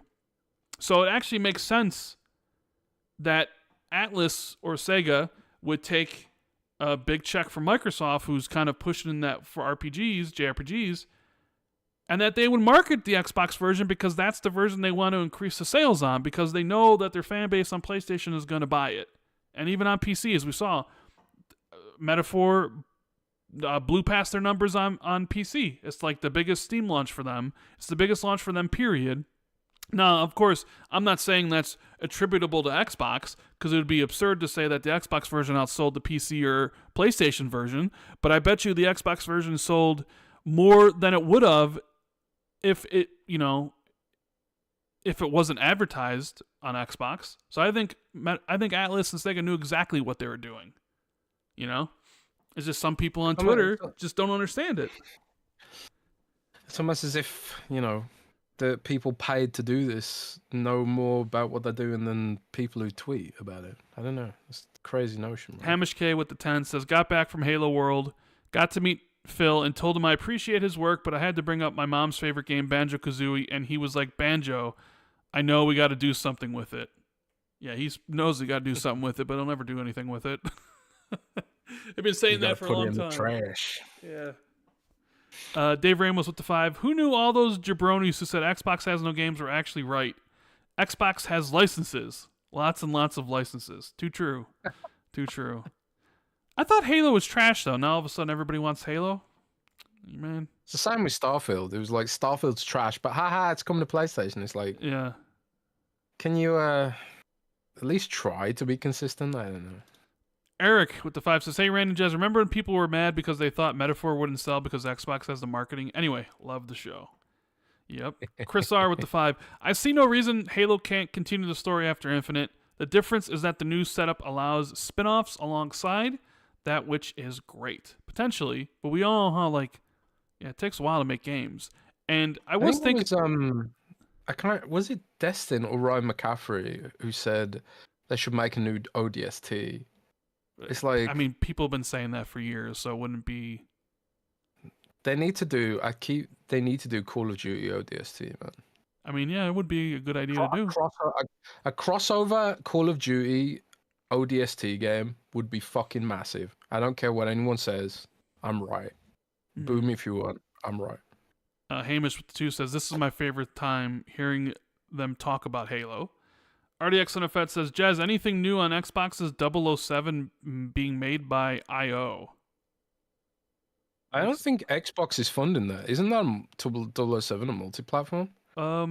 Pretty sure. I mean, the rumor is that Xbox has a game with them called Project Fantasy, but we know, at least according to the FTC leaks, that they were working together back in 2022, but don't know for sure if they're still working together now. That was my info, and just throwing it out there. Yeah, but it was Project Dragon originally, and then changed to Project Fantasy. Yes. Yes. But do we know if they're still if that is an Xbox game, or are we still not 100% sure? Or because according to the FTC documents, they were working on it together in 2022, but it's 2024, so I don't know. But yeah, I think that 007 game, I don't think that's Xbox's. As far as I know. Yeah. I think that's multi-platform. I don't think 007 is Xbox's. Says, Rand, you see Beetlejuice 2, love William Dafoe, and the movie was good, but super anticlimactic. What did you think of the movie? I've not seen Beetlejuice 2 yet. I'll wait for it to be available to rent for $5. He also says, so much for this is about bringing great exclusives where Game Pass exists. Buy Xbox, hello, Microsoft Gaming. That's kind of what I referenced. He says Sarah Bond has to move mountains to save Xbox. Kind of feel bad for her. She has been given a stripped out platform. And he says if you can't find enough money on PC, what makes you think you'll on PlayStation? It's all about the extra money. PlayStation also has a lot of users, and so does the Switch. Right? That's true. Thank you, Andy Pooh, for the $1. And William says, Phil said Sony uses 30% to keep games off Xbox. How does Xbox players win when PlayStation invests to devalue the platform and there's no reciprocity? Tit for tat. I said that too. Like, it's like, hey, you're the one who said this, that they use the money to make Xbox a lesser platform, but you're just going to bring your games over there and give Sony more money so they can use against you? Well, I think they just think it's a foregone conclusion, though. Like, the PlayStation did this, and now there's nothing we can do about it. Yeah, I mean, there's no reason why Silent Hill 2 couldn't have been on Xbox, right? It was a multi-platform game originally. Oh, I think it was like a 1-month exclusive on PlayStation or whatever it was. But Silent Hill's been on Xbox, so it's like there's no reason why it couldn't have, But they went out and spent the money for it. So yeah, but Jez, we do have a couple, at least I think, are great news here. One was a complete surprise, and that Alien Isolation 2 is in development. What do you think about that? I did not expect this to happen. I did not either. On the 10th anniversary of the first game, on October 7th, they put out a little statement that said to our fans around the world, it's hard to believe that it's been 10 years since we embarked on our journey with the release of Alien Isolation. And they end it with, today I'm delighted to confirm on behalf of the team that a sequel to Alien Isolation is in early development. We look forward to sharing more details with you when we are ready. Like, I love the fact that they're doing a sequel to this. I love the fact they're doing it as well. I never finished the first one, I admit. But I know, people whose opinions I trust very much say it's a brilliant game, yourself included. So it's kind of a surprise for a multitude of reasons. A, it's a licensed game, which eats into the margins. B, it's a horror game, which makes it niche. C, it's a it's a particular brand of horror, which I think is a niche within a niche, where you generally can't fight back. I think there are parts in it where you can, but yeah, and this one, like, kind of in the beginning you can't, but eventually you get a flamethrower, so you sort of can chase the alien away. But yeah, it's not a full bore survival horror game, which like a Resident Evil, something like that. So part of me hopes that I want them to go more survival horror with it, like, give me more tools to actually fight back with. Personally, I don't know if that's what everyone else wants, but I think that would broaden its appeal to some degree, to bring in some of that Resident Evil DNA. But also, like, I just think it's fantastic that it's being made, because it feels so unlikely. A licensed horror game in 2024 just feels really unlikely. 10 years from a studio, Creative Assembly, whose game before Alien Isolation, I believe, was Halo Wars? Or they're the ones who went on to do Halo Wars 2, I think? Right. And clearly nobody wants Halo Wars. People want Alien Isolation. And I know some people will point to the IGN review by Ryan McCaffrey as kind of one of the reasons why the game originally maybe didn't sell very well. So I think he famously gave it a 5.9, which is ridiculous. But yeah, it was the thing is, now the Alien IP is owned by Disney, I believe, because it was a Fox property and Disney bought Fox. So now I think they're trying to build it into a bigger franchise, because Alien Romulus just came out, which did pretty well. Alien Romulus did well. So there's a TV show, Alien Earth, coming to FX. Oh, really? Yeah. I did not know that. So maybe they want to build it into a bigger property, so that and we know that Disney is very much up to licensing game properties to a lot of different companies, right? So whether it's Marvel or Star Wars, and here's an Alien game, and Creative Assembly, I also think, needed this, because I think that their game that they were working on, Hyenas, got canceled pretty close to release, which almost gutted the studio. Cancelled this time last year, literally a year ago. I think, like, the Hyenas was like symptomatic of publishers being like, oh god, we all need a Fortnite now. Yeah, we all need a free-to-play game, Yeah, so let's make our studios work on things they're completely not tooled to work on. Because Creative Assembly is really known for Total War, the strategy game franchise. Which does very well, for strategy games. Although Total War Pharaoh, I think, was not particularly well received, but the other Total War games, there's generally really, really well received games. But yeah, Alien Isolation, I'm all for this. I mean, I think there is definitely a market for high quality horror games. I mean, I don't know if it's a huge market. Even though Silent Hill 2's like getting rave reviews, I do wonder how well it's performing. So if we go to Steam charts, see, Steam charts are a weird way to check how a game's performing, I think sometimes. Because if a game, we've seen from Helldivers that a game that does well on Steam won't necessarily mean that it's going to do well on console. So like obviously the game's also on PlayStation. But you know, increasingly I do wonder if those variety game enthusiasts are increasingly not on console anymore. What's how many people are playing Silent Hill on Steam right now? So there are 18,000 people playing on Steam. No, 14,000 playing Silent Hill 2 on Steam right now, which is, you know, respectable, I suppose. What was the peak, the all-time peak? All-time peak was 21,000. Okay. So if we compare that to, I don't know. What would you compare it to? Resident Evil 4? Yeah, one of the Resident Evil games? Resident Evil 4. Let's have a look at that. Which I think is unfair because I think Resident Evil is a more popular franchise than Silent Hill, regardless.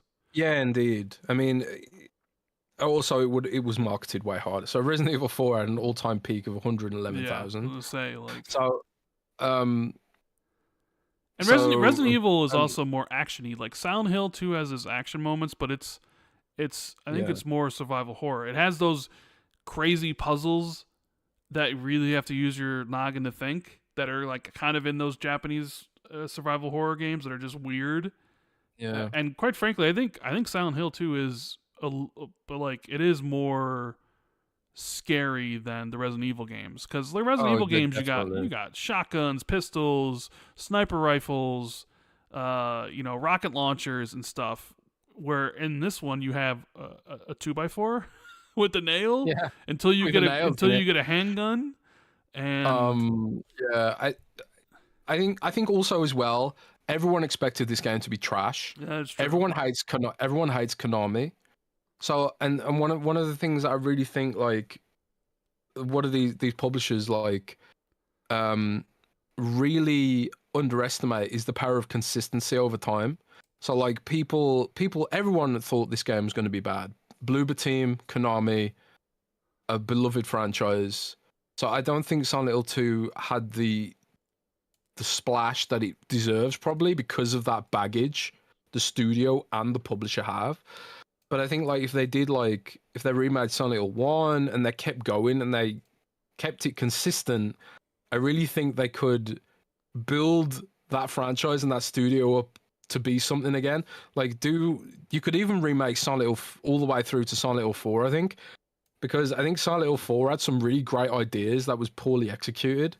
So like a good version of Silent Hill 4 The Room would be fantastic and really vindicate, I think, the franchise. But I also agree with you that the fact that it's not so action oriented will impact the game, and I think it'll impact the game as well, Alien Isolation. But let's look at what Alien Isolation did on Steam back in the day. Yeah, probably not good. Alien Isolation had an all-time peak of 10,000 players. Yeah. On Steam. So, you know, that's probably why it's taken this long for them to give it another go.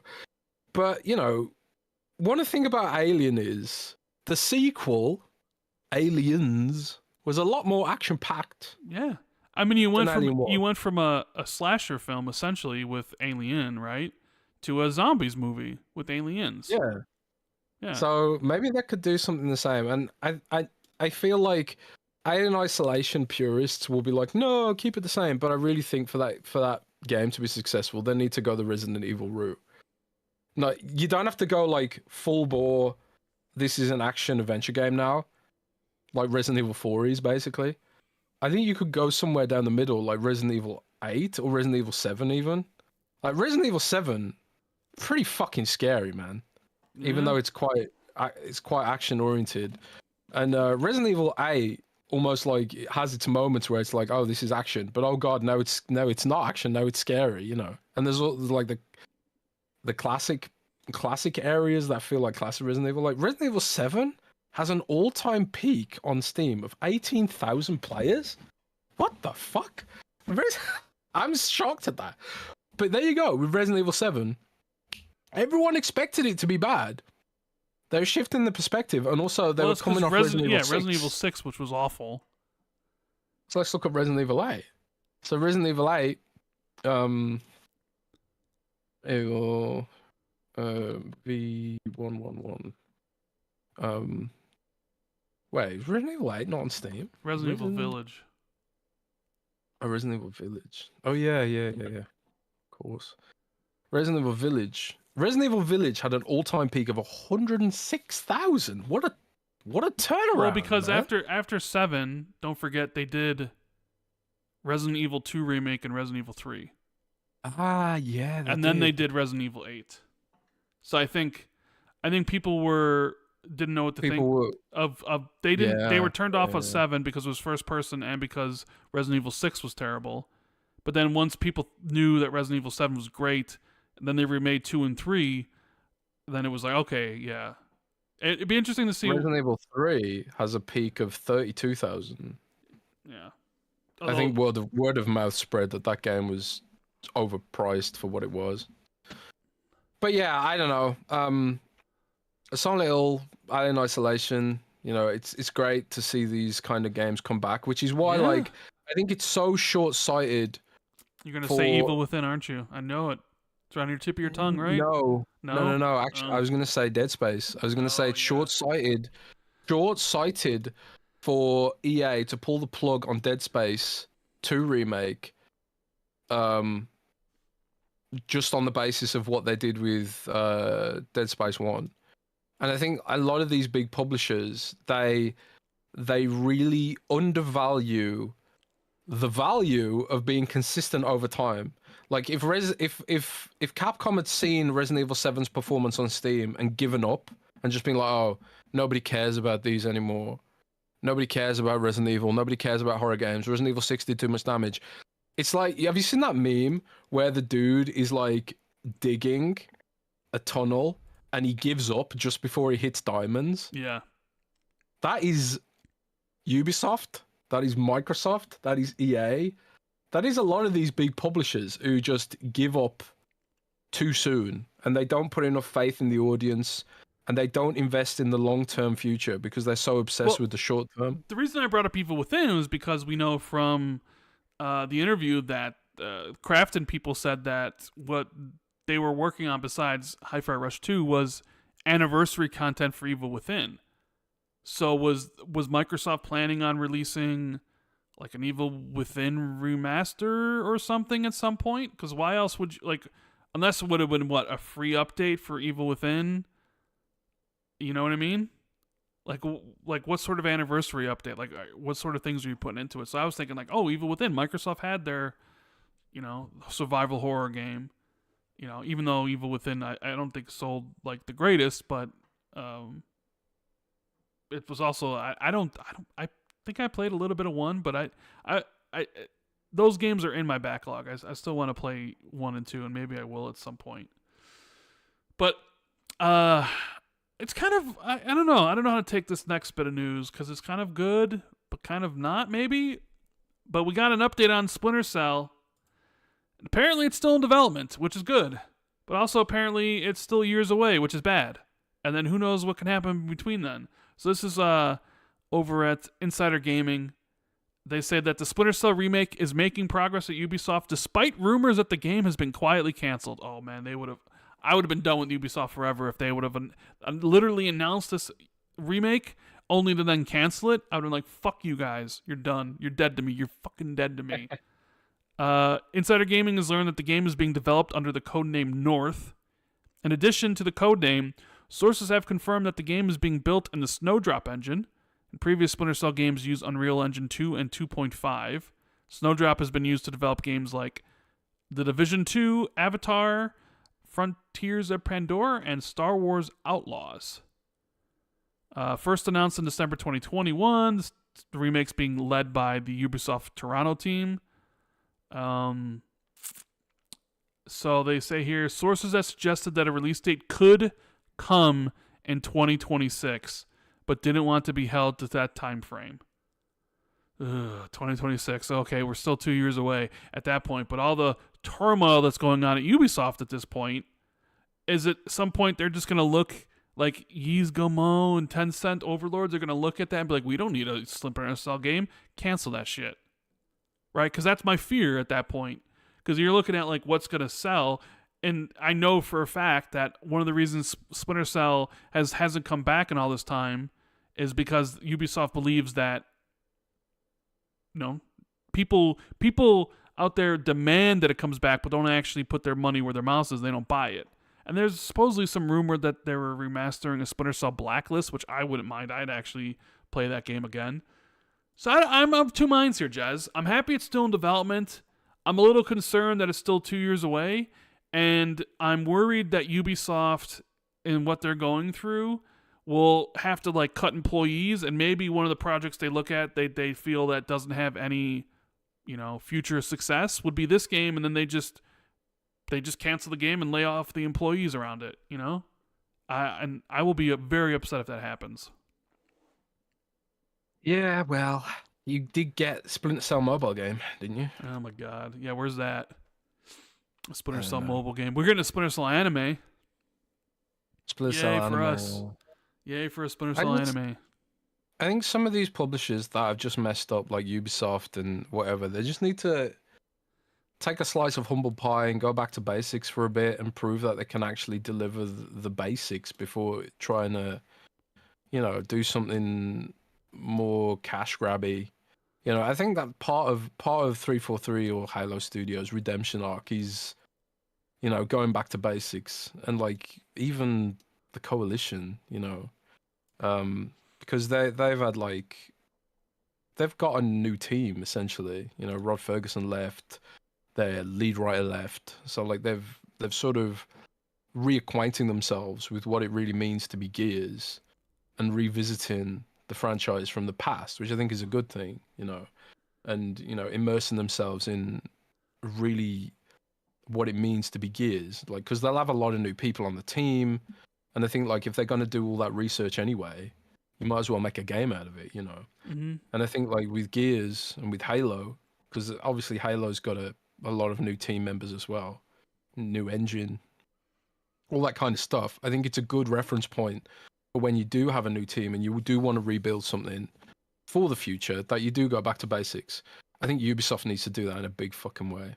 And they kind of did start doing it with Assassin's Creed Mirage, which some people said was good. Was you one of them who said it was good? It was okay. It was. Okay. Did it go back to basics? Yes, it was basically back to like Assassin's Creed 2, Assassin's Creed Brotherhood. Yes, it went back to basics. You know, but I think the publisher that really did this correctly was Capcom. You know, yeah, there's no other way to say this. Like Capcom was in dire straits. They were like in a bad place during the Resident Evil 6 era. They'd messed up so many times, and they sort of wasted their IP and mismanaged expectations, and, you know, you had like flop after flop after flop for a while with Capcom, and I don't know what happened, but they just really turned it around. And yeah, they've still like done their little experiments, but they are nailing the pillars really well, which means they can do things like Exoprimal or smaller games like Kunitsugami and, you know, like back in the day, you know, because they are nailing the pillars, the really important stuff. They're fucking nailing it. You know, Monster Hunter Wilds looks Game of the Year worthy, you know, from everything I've seen of it. And Resident Evil, they really had to repair Resident Evil, and they did. They absolutely nailed it. So I think like some of these publishers like Ubisoft who are spreading themselves so thin and tying themselves in knots, like getting all of their studios working on battle royales, like fucking hell, I can't even remember what some of these games were called. There were so many projects that they had that they shipped out and cancelled while they were trying to hunt down that Fortnite cash, you know. And they never found it. And they never found it, and they lost sight of what they had. And so many publishers and companies in general seem to run into this issue when they're struggling for growth. And I think like you could loop all that all the way back around to Microsoft, where it's like you're looking for growth, but don't sacrifice what you've got, which is us, right? Yeah, I don't know. Yeah. It's tough, man. Well, also, apparently Microsoft is planning to launch a new, more expensive Xbox wireless headset soon. According to Billy Kun, an Xbox wireless headset refresh will be hitting Europe on the 22nd of October and the US on November 5th. And the headset will be priced at $109.99, which is a $10 increase over the headset that they released in 2021. So, you hear anything about this, Jez? No, actually. No. Not a damn thing. But it doesn't seem like it's going to be a complete remake. It seems just like iterative. Yeah. Rockstar announced Red Dead Redemption, the original game for PC. I gotta say, Rockstar is one of the laziest studios out there when it comes to this stuff. They are sitting on gold mines for, like, I was sitting there like, why didn't they like put out a Red Dead Redemption 2 upgrade for this gen of consoles that ran at like 60 frames or something? And like, I know people would expected it for free, but if they charged for that, plenty of people would have bought it. Or they're like low effort work on the Grand Theft Auto trilogy, right? It's like they just don't take advantage of their huge properties. It's like, oh yeah, we're just, the PC version, which is going to be the console version or whatever.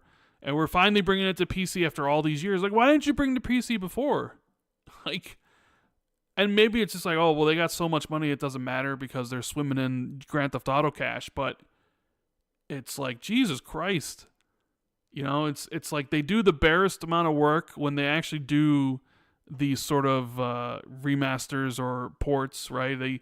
And then they take forever to, long to actually do it. It's like, how long have people asked for like some, Bully 2 or like a Bully remaster or like Red Dead 2 stuff or whatever? I mean, they were willing to pimp out the, Grand Theft Auto 5, right? On the 360 Xbox One version, Series X version, mainly probably because they want it to be playable on every device so people can spend money or whatever. But it's like, Jesus, I wish they would do more, but I mean, they used to do more, back in the day. Now it's like fucking gonna be 13 years in between, or 12 years in between Grand Theft Autos. It's ridiculous. And I don't know if you saw this, but Hogwarts Legacy is getting a definitive edition, which is going to be DLC for the for the game. It has like 10 to 15 hours of content, new stories, new quests, new clothing and stuff. I always thought it was weird that didn't have any DLC for Hogwarts Legacy, considering how many copies that game sold. And that user base who loves Harry Potter would probably been all over it. Like, man, you sold like 20 some odd million copies.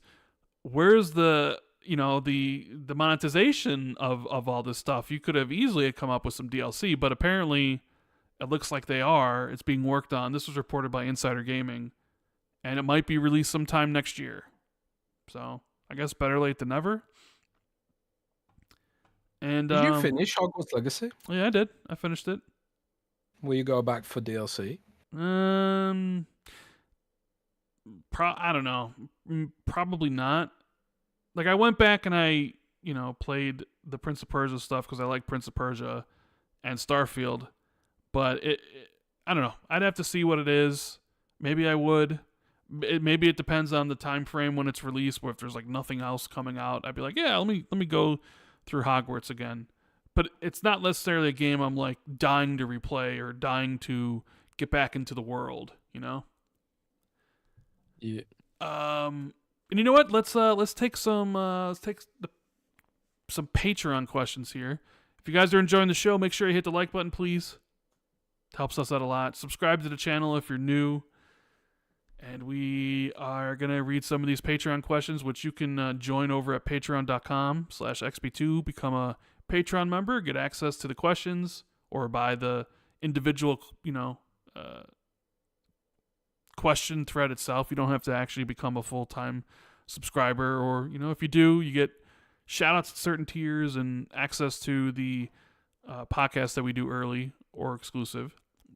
We do have a question here from Sith Lord. It says, I wonder what the announcement is for Halo on 11/11. It was in a trailer at the Halo tournament over the weekend. Yeah, there was like a poster in the video about Halo Master Chief Collection celebrating its 10-year anniversary.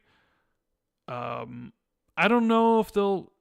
I mean, it could just be like, hey, Halo Infinite or Halo Master Chief Collection, congrats on 10 years. I don't necessarily know if it'll get any updates to it. I've seen some people suggest that'll be when they announce the PlayStation 5 version for Halo Master Chief Collection. But I don't know. I don't know if there's anything planned for the 10-year anniversary for Master Chief. Maybe there is.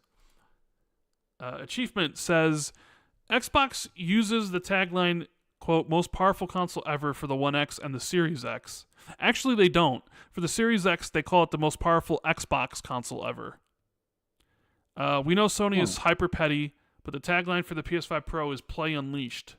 I feel like Sony would totally love to say they have the most powerful console, but aren't saying that. Do you think Microsoft put a copyright patent on the line most powerful console? No. Because I don't think that's something you can patent. And I think multiple companies has kind of used that in the past as a tagline for whichever console was the most powerful. But if you actually look, the tagline for the Series X right now is the most powerful Xbox ever. They don't specify. They don't say the most powerful console ever. They actually specify Xbox. So maybe, and you're right, Sony maybe would use that, but maybe they don't use it for specific reasons. Like maybe it doesn't do anything. I don't know, but they used to use it, but nobody really uses it now. Silas, I just want to shout out, by the way. I just want to shout out iMike0, who just became MVP on. Oh, thank you. On Patreon. So thank you, iMike0. Silas says, "Good day, fellas. I've been gaming for decades, and it's commonplace to have devs move from studio to studio. It's even used in marketing. Quote, from the lead designer of game. But nobody ever leaves Nintendo. I read articles about people who started in the 80s as a janitor, really making a point, who's now a director. Why do you think that is? Culture? Pay? I used to think it was Japanese developer thing, but that's not true. Maybe that's why they, after all these decades, still make games with a Nintendo feel." Yeah, what do you think about that, Jez? Do people leave Nintendo? Does everybody stay at Nintendo? Maybe they got good pay. I don't know. I honestly don't know. It's kind of thrown me, that question, actually, because I realized that I don't really know anyone who has worked at Nintendo or currently works at Nintendo. And I think it's because they're so secretive there. That's a really interesting question, but I don't have a good answer for it. But I think Nintendo is they must have a very good. I think this might actually be part of Nintendo's consistency and nostalgia, because I think if you work at Nintendo, you probably love Nintendo, and you probably don't want to leave Nintendo unless you get fired. So,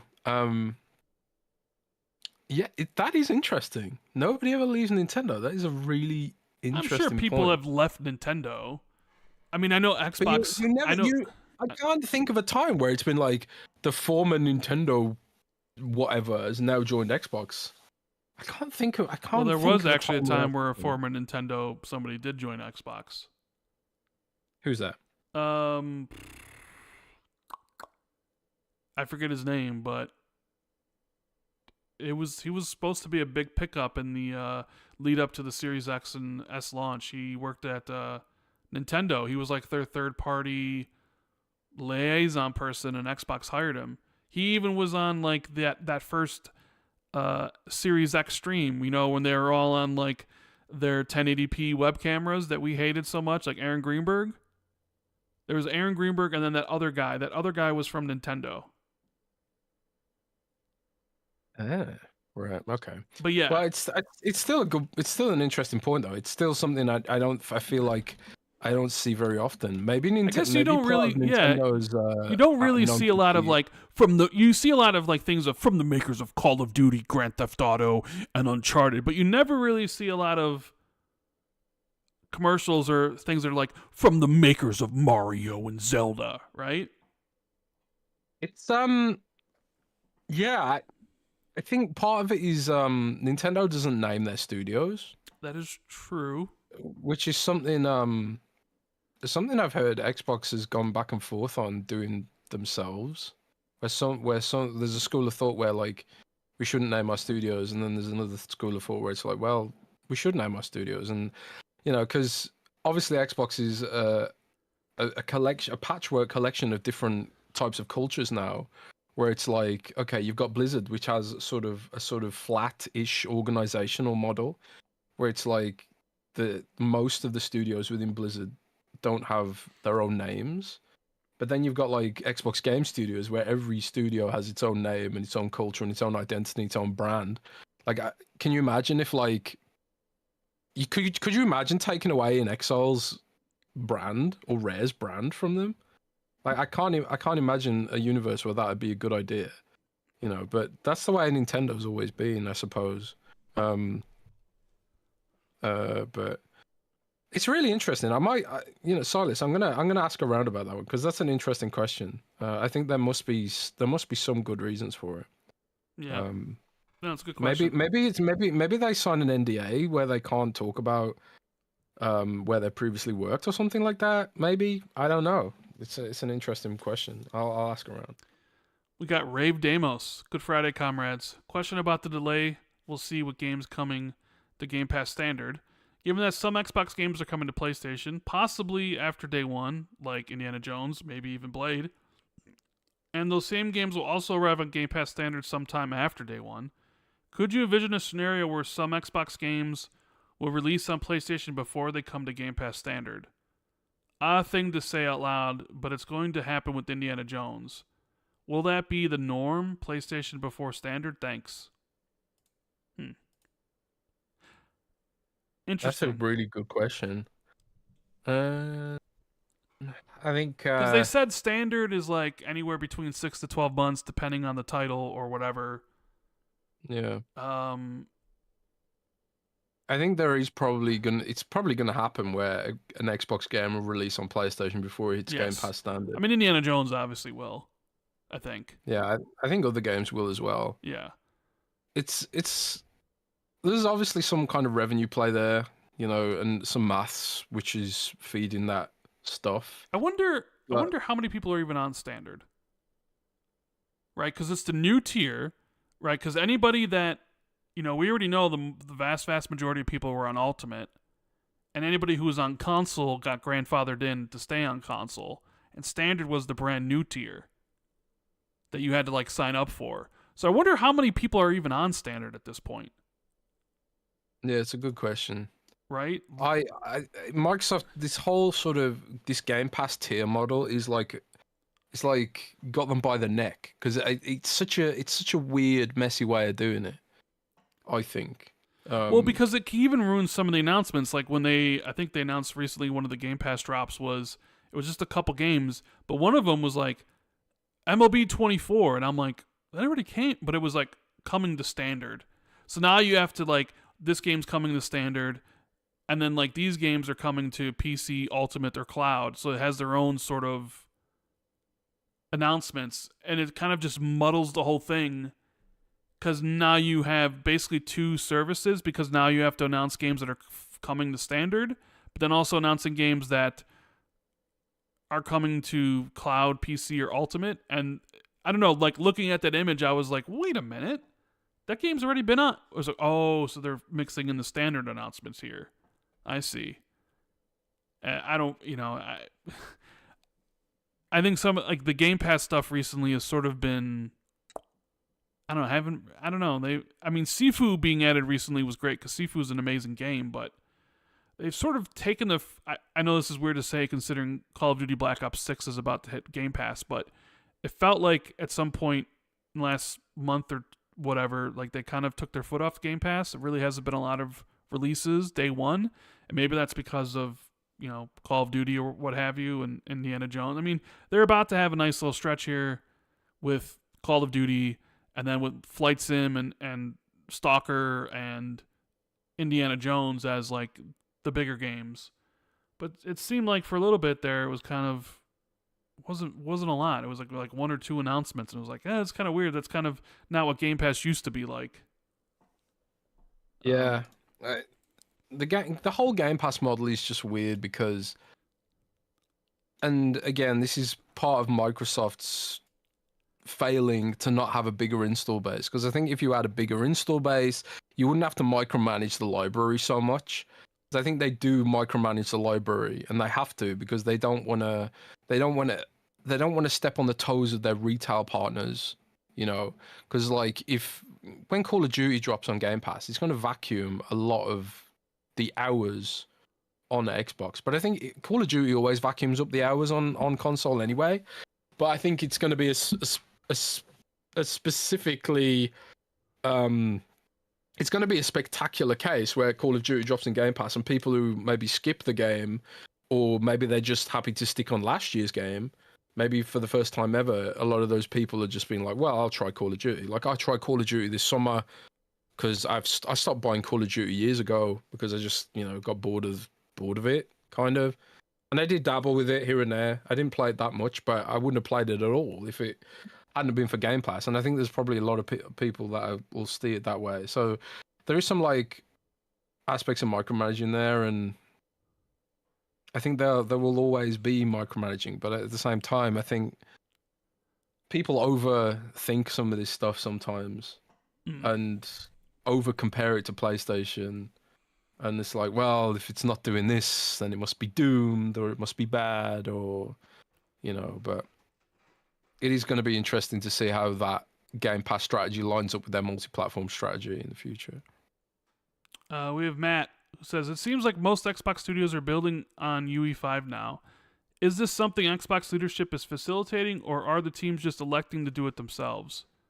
What are the chances teams still using priority engines like Bethesda or Playground also jump on board? We kind of talked about that a little bit earlier. Yeah, we did. But just to reiterate, I think Bethesda stays using what they use. Same thing with Ada Machine Games. Activision will stay using them. Playground's gonna, keep on using Forza Tech and stuff. I guess the question is this leadership? Are leadership forcing them or facilitating them to do it, or is this a choice that they're making? I think it is a choice. I think it is a per studio choice. You're seeing a lot of studios adopt Unreal Engine, for all kinds of games. Like 11-bit, for example, they made an announcement they're adopting Unreal Engine. Valorant is moving to Unreal Engine. Literally, Valorant is moving to Unreal Engine. They announced that this week. And, you can't say Microsoft's forcing them to do it. Everyone seems to be moving to Unreal Engine. It's becoming the dominant platform to learn for creators, So like creators are like contractors and developers and stuff. It's cheaper for everyone involved if everyone's using the same tools. They don't have to train people up as much. But like if a developer's culture is like ingrained to the point where they've got the same team, they all know the same engine, id Software being one, Creation Engine being another. Creation Engine also will have very mature tools. There's also, Bethesda hires a lot of Creation Engine modders. So like Bethesda can essentially train new Creation Engine creators through its modding tools, to some degree. So I think like you'll still see some of those studios use their own engines, but everyone seems to be going to Unreal Engine. When you've got like Valorant going on Unreal Engine and 11-bit and all the other studios, Silent Hill I think is Unreal Engine as well.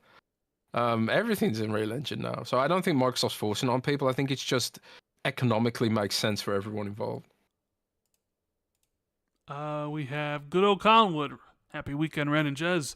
So Nintendo's put out the Alarmo alarm clock, but Xbox has put out the Series X mini fridge and the Xbox toaster. I forgot about the Xbox toaster. Are there any other household appliances that are just dying to have a Nintendo, PlayStation, or Xbox logo emblazoned on it that you can think of. Keep it clean. No bananas, please. Well, Xbox. Oh God, I don't know. I really don't know. There was always this meme that Razer should make an RGB toaster, and I think they did eventually make one. But Xbox obviously made their toaster. well, see, the thing fits. Like the mini fridge looks like the Series X. The toaster looks like the Series X. I guess you could make a boom box that looks like the Series X, but that's not necessarily a household. Like a Bluetooth speaker, a mini Bluetooth speaker that looks like the Series S. You could do that. I mean, we have PlayStation. PlayStation's, PlayStation 5 looks like Ethernet, like modems or whatever. What you could do is you could make an Xbox Series X kettle with a handle maybe that boils water, and then you pour out the water through the power. Here's one. It's not necessarily an appliance, but it is something everybody uses every day. Did you happen to watch Bad Blood? WWE Bad Blood over the weekend. I haven't. All right. Did you hear about how they made Dominic Mysterio toilet paper? Where like each little thing of toilet paper has his face. It's something you can actually buy in the WWE shop. You can literally buy Dominic. Oh, I did hear about that. Now, here's how it could work. You could have Xbox branded, PlayStation branded, and Nintendo branded toilet paper. So if you're an Xbox fan, you can get the PlayStation stuff so you can wipe your ass with PlayStation. Or a PlayStation fan wiping your ass with Xbox toilet paper. I mean, come on, tell me that wouldn't sell. Tell me that wouldn't sell. Man. Tell me the fanboys wouldn't go wild buying the other one that they could wipe. I literally wiped my ass with PlayStation today. You know what I mean? Oh my God. I can imagine lawsuits happening over it, yeah. Or maybe that's covered by the First Amendment. I don't know. Yeah. Or is it the Second Amendment? What's the First Amendment? Is that freedom of speech? What's the Second Amendment? Is that guns? I think guns, yeah. What's the Third Amendment? Is there a Third Amendment? Yeah, there's a bunch of amendments. I want to know what the Third Amendment is. Anyways, we got a question here from Florida Brand. Hey gents, happy Friday. I talked to a coworker today and he mentioned that while he loves his Series S, he wished the console existed that played Windows version of games. I'm starting to think some of the casuals will buy into this if Xbox purposes it in the future. What are your thoughts? Thanks and have a lovely weekend. Yeah, I think the freedom that Windows affords is something that will appeal to a lot of people. Like, one theory I've got, right, with regards to Steam and stuff like that, is that, developers like to target Steam because the certification process is really easy. Xbox can't make the certification process that easy because they are often targeted by nation states and they have to have a lot of security on all their stuff. So being able to sideload Steam on Xbox could potentially give you a best of both worlds kind of scenario. Especially if Microsoft works directly with Steam to enable that to happen. And also give you the freedom and flexibility of all those indie games, which, for whatever reason, don't want to launch on console. I think it has to go this way. And I think, if you really want that freedom-loving variety audience, which in increasing numbers are heading to PC, for all that variety that Steam gives you, whether it's the games or the peripherals and all that kind of stuff, I think you have to align yourself with that to some degree, but like I said earlier, you can't sacrifice what you've got already to get there. So they need to bring the core fans along for the ride and make sure that we still feel like we're being catered to some degree. Because a lot of us don't want to buy games on Steam. I know, Rand, you've said before, you don't want to buy games on Steam or be forced to buy games on Steam. And nobody wants things forced upon them. And also, it feels sometimes like, I think one of the reasons the disconnects between Xbox and its fan base right now is the sense that we are funding things that are helping them cater to a different audience. So we pay for Game Pass, and like Rand, you said earlier that you don't feel like they've been going so hard on Game Pass at the moment. And they're using the money that we're spending on Xbox to go and chase PC and mobile users, So I kind of feel like there is some justifiable kind of like, what about us aspect to this whole proceedings. You know, Yeah. if we've been asking for basic shit like new achievement features or whatever for a million years. We're asking them for like, God, I don't know, just basic ass shit, and still asking for it and not getting it because they're investing so much in this broadening of their horizons, you know. So I think it's right that Xbox fans do push back and do respectfully, you know, offer feedback. There's no point being toxic about it because that's just gonna. They're humans too, and when you're toxic to people, they shut down and they don't want to help you. So like, I think framing the feedback in a respectful way is important. But I do think that variety gamer is something that it will become increasingly important. But that's kind of a long roundabout way of answering that question. But it was a good one, an important one. Pandaman77 says, "Hello guys, I've been playing Lego Star Wars. I don't know why. The last couple nights, and the loading screens reminded me so much of Starfield. Do you think we get past the feel of loading screens, or is this what gaming is going to be like moving forward?" Well, I mean, loading screens have kind of, at least with this generation, I don't see them as often as I did, which is I think one of the reasons why Starfield was so in your face. Like it seemed like everything you did, fast traveling to this thing, load screen, entering a building, load screen, going to this thing, load screen, entering a ship, load screen, right? That it was kind of jarring considering how much we've seen of the reduction of load screens in general. Like I think I'm playing Silent Hill 2, and like for the most part when you're in like an area, like there's no loading. Like when you get to the next area it'll load, or if you like load up your save or something, but even still it's like super quick. So I think loading will become like less and less prevalent moving forward. Prevalent. And yeah, and like if there is whatever, you know what word I was trying to say. How many fucking extra syllables did you add into whatever. that? I think it also won't be as long. And I think Starfield, it just happened so much in Starfield that like people were flashing back to what it used to be like and getting like PTSD of just sitting there just in these long ass loading screens, right? I don't know. How do you feel about loading screens in general?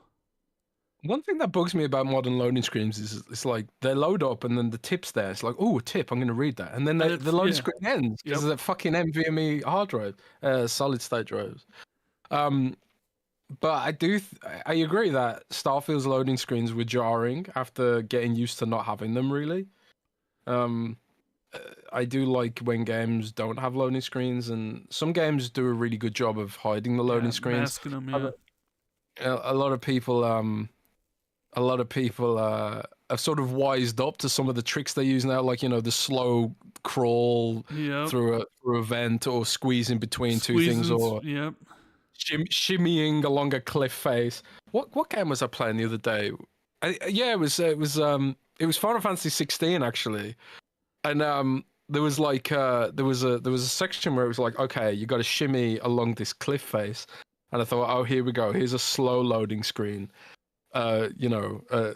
Masked loading screen, but it was actually like he leapt over the cliff really quickly, and I was like, oh, that's a pleasant surprise. I thought I was in for a pseudo loading screen there, but yeah, I don't know. I think some games will have loading screens, some games won't, but it's like a lot of the tech advancements that we see from graphics or storage, they're getting incrementally less and less and less. Tom Warren just put out a report, by the way, that AMD's next generation chips are only showing like a 2% performance gain in Black Myth Wukong. Like, is that the level of upgrade we're getting now? And there are rumors that the RTX 5080 and 5090 aren't going to provide that big of a boost either, apparently, over existing stuff. So are we just getting to a point where, you know, the miniaturization of technology is just hitting the hard physical limits of our reality? And maybe there'll just be a point where it's just like, well, we still have to have loading screens in some form because things just can't get any faster. But I don't know. Technology always seems to find a way forward, and Indeed maybe eventually we do get to a point where there's just no loading anymore. Omen says, "Happy Friday, Jez. I've been reading Jason Schreier's new book about Blizzard, which so far is really good. One theme the book touches on is that Blizzard's success is typically tied to analyzing and improving existing game subgenres. So my question is, what type of game would you want Blizzard to analyze and then perfect? Personally, I would typically say the survival genre, but we all know how that went." Yeah, I think sometimes when Blizzard does, that is definitely a good point, that Blizzard looks at existing formulas and tries to improve them. And Overwatch was a riff on Team Fortress, and then WoW was a riff on RuneScape and those old school games. And, obviously Heroes of the Storm is a weird one because, Dota was originally a Warcraft mod that Blizzard didn't capitalize on quickly enough. And then League of Legends spun it out and made their own game. And Dota, literally Dota 2, is literally the Warcraft mod sequel that Blizzard failed to capitalize on. And then they came out with Heroes of the Storm, which they tried to basically make a casual version of League of Legends, kind of a simplified version of it, but people rejected it. And I think it's a shame, because I think Heroes of the Storm probably would have worked better on mobile, but I don't know. When it comes to what genre Blizzard should look at, I would not say no to a Blizzard kart racer. I think Blizzard could pull off a kart racer, to be honest. What? A kart racer? Seriously, a kart racer. With all the Blizzard characters and IP, and well, why maybe not? even Why not a Blizzard fighting game like how was a Project L over at Riot? How they made a fighting game? Why not? Why not something like along that line? Or do you not? Or do you not care because you don't care about a fighting game? It's interesting, because in Overwatch, in some of the Overwatch levels, there are like these arcade machines of imaginary Blizzard games, and one of those games is a 2D fighting game which looks suspiciously like some of those classic like Guilty Gear and stuff like that, but with Blizzard characters. So there's a lot of those. It's clearly that Blizzard's had these kind of ideas when you see like the arcade machines and in Overwatch and stuff like that, but I do think like that they seem to be most successful when they're making multiplayer competitive games. So like that's why I thought like a kart racer on the Overwatch engine could potentially work, because I think that genre is underserved to some degree, and like there's clearly demand for it because Mario Kart is just wildly successful, but no one's really pulled off a successful alternative, I feel like, to some degree. And I think Microsoft, Blizzard have enough IP where they could potentially make it work, but I'd like to see them have a go at that, personally. They seem to have a good grasp of physics and things like that, too. Okay. That's good. Good answer. So we got Governor Graham who says, "Hey guys, I have a question about Xbox and licensing. I bought Diablo 4 on Xbox, bought Vessel of Hatred on Blizzard, and I'm subscriber to Game Pass Ultimate. So I should have done my due diligence, and now I can't play Vessel of Hatred on my Xbox. All that out of the way, how long will it take before they iron out licensing across ABK and Xbox? Why are there all these caveats when it comes to Xbox and Microsoft?"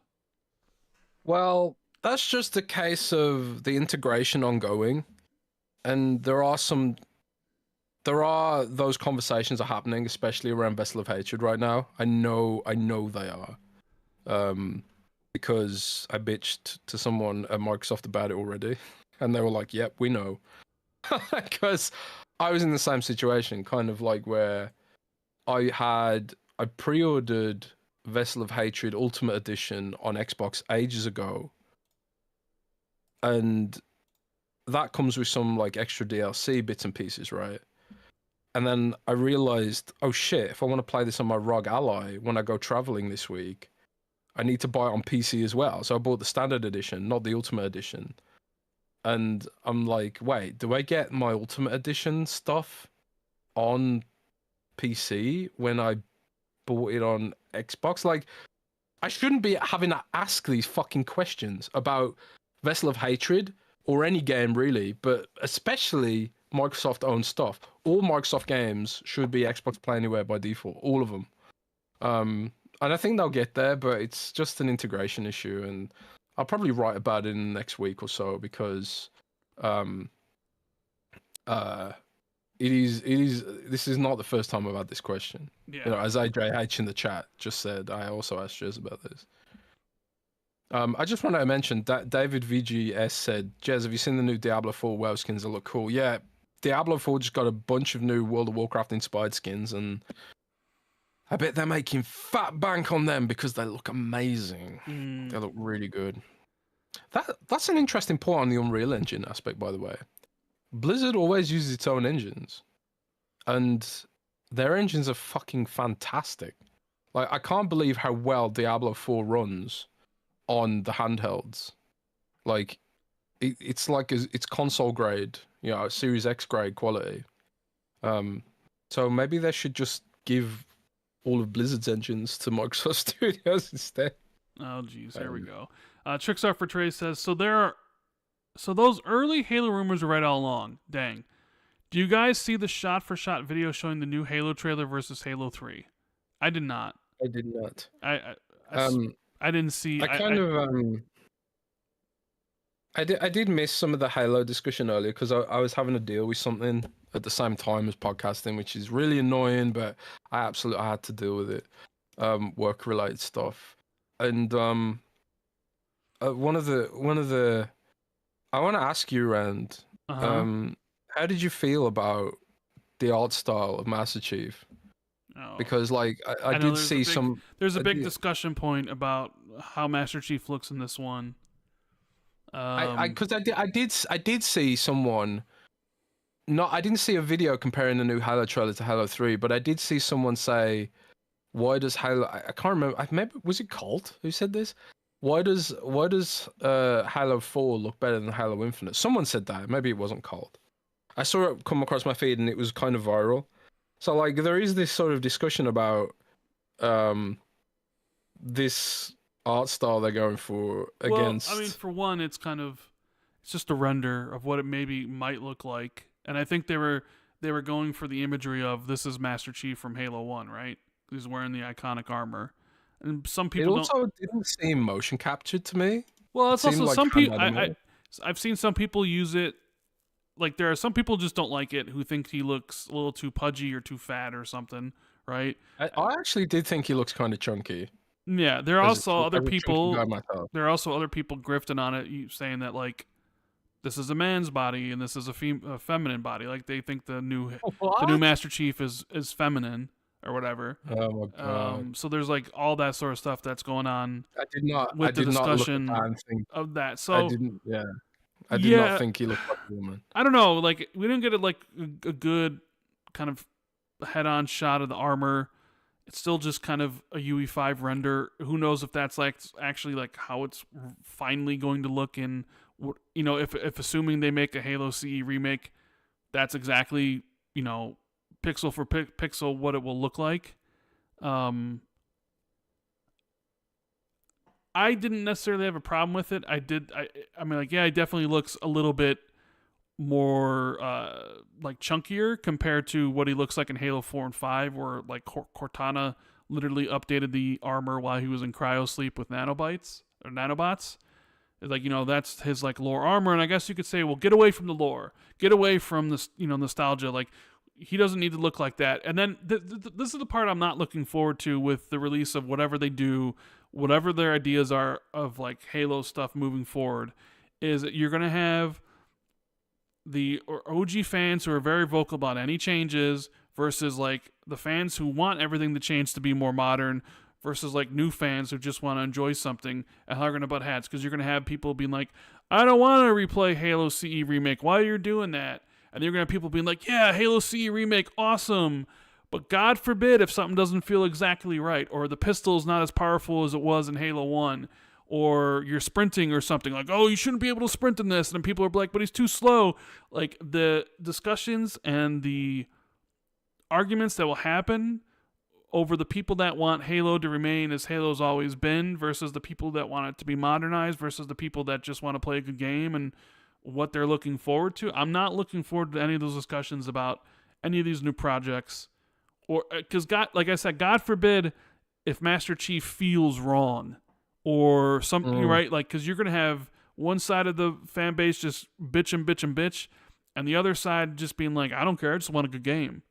You know, it's gonna brace for that stuff, because I don't think you're gonna ever get to the point where like everybody's 100% on page, you know, on the same page with what's going on. And you mentioned earlier about how Capcom's reinvented themselves, like they were kind of down in the dumps and now they're great. And we talked about Resident Evil and how like look what 7 did, and then look where like, oh my god, look at like where Resident Evil 4 was, or Resident Evil 8. I feel like maybe that's a strategy Microsoft should emulate, and I talked about that before, where maybe the best solution to doing this is remaking 1 and then doing 7 and then remaking 2 and then doing 8 and then remaking 3. Basically just copy the Resident Evil formula, where you're still, you know, you're getting people excited using nostalgia with the remakes of these games. Then you have the new stuff, which then, you know, like it all kind of built into stuff. We kind of looked at those numbers before, but yeah. So we got Lee Sanders, who says, any new bits on Clockwork Revolution and South of Midnight, Jez? And is Contraband dead? Oh, Contraband, where art thou? It's been years. Yeah. I asked them for an update on Contraband earlier in the year, and then they said it was still in development. It was still in development. I know the development on the game's been really tough, and the pandemic hit that game really hard. So who the fuck knows if it's going to get cancelled or not at this point. I could see it being cancelled. It's been a long fucking time, and the longer you take to make develop a game, the more money you have to spend. Because you have to pay people, right? So it's kind of comes as sort of like sunk cost thing. Is have we spent so much on this now that we need to get something out of it, or do we just cut our losses and run? I mean, it's gonna be really odd if we go through next year and we don't hear or see from it at all. Yeah, it's and it's a big symptom of like announcing a game too early, I suppose. Like if they were just announcing it for the first time next year with a gameplay trailer, then there'd be something different. But we've been waiting to see something of this game for a long fucking time at this point. Yeah. And it's a completely different industry now since game was announced and now. I wouldn't say it's completely different, but I mean it is 3 years ago. It was revealed in 2021. I mean it's a different era, you know. It's like, because you know, when you consider what the industry's going through right now. Oh, sure. We got iMike0. Good afternoon, Justin Rand. I've finally joined the Patreon. Well, thank you. And my goal with that is to do 2 things. First is to convert Jez to an AEW fan. Well, there you go, Jez. He wants you to be an AEW fan. I will watch AEW because you subscribe to Patreon. The second is to ask this question. AEW Fight Forever didn't blow expectations out of the water and could have done better if they added it to Game Pass. Now they're looking for new developers to make the next game. Who should take on this task, and how amazing would a Ninja Theory wrestling game look? Thanks, and Wrestle Dream is tomorrow night. Man, he really wants you to be an AEW fan. Well, I will check out AEW because you subscribe to Patreon, but I do Ninja Theory have some DNA with brawlers because you know of Bleeding Edge, which honestly was not a terrible game. And I think like if Bleeding Edge had a little bit more budget thrown at it and maybe another year in development and release a little bit more fleshed out, and maybe also was a cross platform game and maybe hit mobile as well at the same time, I think that game could have been something. Are you saying it released too early? Because it released when like Game Pass only had like 7 million subs instead of now where they have like 35 million. Maybe it would have been better served releasing now. Yeah, I think so. I think that game had something, but I think it was just not enough of what it had, you know. I maintain that it was fucking hilarious in that game to like blow your ultimate and mind control someone into a train and then they get splattered across the map. That was hilarious, and no other game really gave me that experience except World of Warcraft, weirdly. But for Ninja Theory to make a photorealistic wrestling game, they would have to like laser scan every single wrestler in their studio, like the entire roster and stuff. I think that would be a huge uphill struggle. I haven't played a wrestling game for a long fucking time. The last wrestling game that I really loved. A lot of people talk about these games, but NWO Revenge. I wasn't even into WCW versus NWO Revenge, yeah.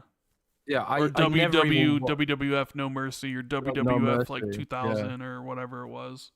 Yeah, I never even watched WCW. My only exposure to WCW was that N64 game, and it was fantastic. Mm-hmm. I did play like the SmackDown games on PS1. I love the character creator in that. I love making stables. Me and all my friends, in a SmackDown PS1 stable and that. I heard good things about the most recent WWE game, but they're gonna, and the AEW is gonna have to find a developer that's made wrestling games essentially, because that's what they are. Yeah, I did see on Instagram, because my feed gives me wrestling stuff now on Instagram. I did see that NXT had higher viewership than AEW's pay-per-view. Oh man, recently. Well, not a pay-per-view, but yeah. Was it not a pay-per-view? I don't know. It was, just regular night. We have S-Jub. I've never watched NXT. SJ-Dubs. That's the WWE's developmental. I know what it is. I just never. I barely have time to watch WWE. So, I mean, Raw. SJ-Dub says, "Good day, Rand and Jez. Rand, I'm going to need you to play and beat Metaphor simply for the fact that you'll be able to say you beat an Atlus game before Jez beat Persona." Thinking about it. Jez, after 4 years of constant use, my base Series X controller is starting to have issues with the right trigger. Will get stuck for a moment. What would you recommend I should get for a new controller? I play most genres when it comes to games. Have a good one. First of all, I'd say the triggers getting stuck is actually quite easy to fix. If you go on YouTube and look for a video how to fix Xbox Series X trigger, controller trigger, you can just pop it open with a pry tool. And it might just be something dumb, like, a hair stuck in there or something. And you might be able to fix it yourself. So I give that a go first. If it's broken, you got nothing to lose, right? But otherwise, for a controller recommendation, I really like... I'm primarily using the Razer Wolverine V3 Pro right now as my main controller. It's basically the Wolverine V2 Pro, but it's wireless. So like the other one is not wireless. I'm using that as my main controller right now because the right bumper on my Xbox Elite controller is dead. And again, there's something I can potentially fix, and I'm going to give it a go. But it's also like, well, why bother? Because I got this nice Razer controller. But the Razer controller is not cheap. So if you want something that is affordable, you could also get the GameSir G7 with the Hall effect sticks and triggers. But the problem with that is that it's wired. So if you don't mind wired, you could get the GameSir G7 controller. It's very good controller. Or alternatively, you could try and repair the controller yourself, which is what I recommend first. Or then just get a new Xbox controller, because I think in terms of value for money, the basic Xbox controller is probably still the best. Mm-hmm. Yeah, I wouldn't think about getting a Elite Series 2 controller, because I think at some point in the near future you might get a Series 3. Also they have a quality issue with the bumpers on them controllers. Yeah. We got Diego Huerta. It says, "Sup guys, I hope whatever happens to next Halo game, I hope they have playable elites. One of the biggest reasons the Halo Infinite multiplayer failed is their cosmetic and customizations are horrible compared to other multiplayer games. I remember IGN asking them why they didn't have playable elites, and 343 said they wanted to keep it lore accurate to the story and the multiplayer, which was a stupid idea in my opinion. While other games like Fortnite offer you to be Iron Man, Deadpool, and Wolverine for $20, 343 was offering the color white for $20. Imagine the next Halo they had a Doom-inspired Spartan armor set, or a Fallout 1. The next Halo needs cool cosmetics and customization for it to compete with other multiplayer. Love to hear what you guys think." I agree, But I don't know if they'll go that far. I don't know if you'll see like a Doom-inspired Halo Spartan thing, but I do agree like cool cosmetics is something that is what is needed, to get people to spend money, essentially. The thing is, right, they could totally bring elites into the multiplayer, but also keep it lore accurate. And to me, that is a cop-out answer that they wanted to keep it lore accurate. Because in real life militaries like NATO and stuff like that, you have Americans versus British army men in war games doing practice drills and stuff like that. So you could say like, yeah, it's elites versus Spartans in like a practice drill, because they're all allies now, right? In the lore, as far as I can remember. So like, I don't know why they need to do that, but you could also go even further and just say it's a hologram. You could put elites in there. You could even put like what are they called now? The brutes. You could have brutes in there and just say, oh, the brutes are a hologram. The enemy team are they are playing brutes, but they're hologram brutes as part of the war game. So I think that's like, it's either they're super unimaginative about keeping the multiplayer lore accurate, or that was just a cop-out answer. And the reality is that they didn't want to have to make skins for multiple types of skeletal rigs, which I think is probably the real answer. And also, like, I also think they could make a Doom-inspired Spartan armor, because look at what they're doing with Diablo right now.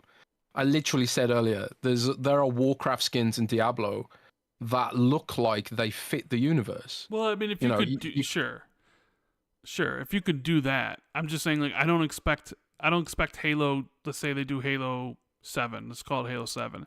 I don't expect there to be Iron Man Halo skins or Goku Halo skins, like how Fortnite has with like everything, or a Darth Vader skin. I think you could totally do it. Well, maybe you could. I think you could do it, but also you could keep it in universe by just saying like it's a hologram or it's a simulation, and you could just be like it's just a coincidence that it looks like Iron Man. Yeah, I suppose. And because the multiplayer, if the multiplayer like Fuzzy Tomato says, Halo multiplayer in lore is just all a simulation. If it's all a simulation, then you could have anything you want in there, and just say like these are some Spartans blowing off steam, training in a simulation, and dressing up in stupid outfits. It doesn't have to make sense, but you could still make it make sense if you had a bit of imagination. Just said it's all a simulation, it's all theoretical, it's all hologram, it's not actually whatever, and then have a setting that lets people turn it off. If you I don't know about that, because that's how people covet stuff. No, but honestly, like, I mean, just for the player, like in Call of Duty, for example, it's really weird that I'm being killed by Rare Ripley. Can you turn it off? I want to be able to turn it off. No, can you though? Do they allow you to turn it off? No, they don't. Exactly. But they should. They should, but they won't. So. But they should, and I think. Won't. But they should. But they won't. They won't, I suppose, because they want to convince me to buy the Rare Ripley skin. Yeah. And you want to buy the Rare Ripley skin? Who doesn't want to be Rare Bloody Ripley? But I also think, like, if you buried that setting away in a menu, most people wouldn't even use it. And only the weird people like me who want to turn it off would use it. And the casuals wouldn't even know that setting ever existed. But I think that's one way you could do it for Halo. Or just make the skins look inspired by Iron Man, but just make them look like they fit the universe. Like no, you're right. Like the Diablo Warcraft skins. The Diablo Warcraft skins look like they are right out of Diablo, but you can sort of tell that they're the characters they're inspired by. We got a super chat here from Quasbin. Remember Everwild? Indeed, I do. Yeah. Maybe, I don't know. Who knows when we're going to see that game again? Maybe next year. Maybe where's that in Contraband? I guess. I heard that. I did mention this on an early podcast, but I heard that development on Everworld's going well. They've nailed the gameplay loop now, and we should be seeing that in the future. Well, you know what? I think we've come to the end of the show. I want to thank everybody for rocking out with us today, Friday. Sorry for the tech issues in the beginning. I think we started like 30 some odd minutes later than normal because Jez was having a fight with Discord. We appreciate you, everyone, being here on episode 335. This is October 11th. If you do us a favor, hit the like button, subscribe if you're new. Write us a review if you're listening to this later on Spotify and iTunes. Give us a thumbs up over there. Write a review. We appreciate it. Thank you to Manscaped for sponsoring this episode. You can always use code XB2 to get 20% off everywhere worldwide and free shipping. Thank you to all the Patreons who support what me and Jez do with the podcast. We love y'all. And thank you so much. Yeah, we hope you guys have a good rest of the weekend. Keep in mind, we should be having an Xbox 2+1 on Tuesday. Yeah, so please consider checking out the Patreon. Yep. And until then, guys, keep it gaming. Have a good one. Rock and roll, baby.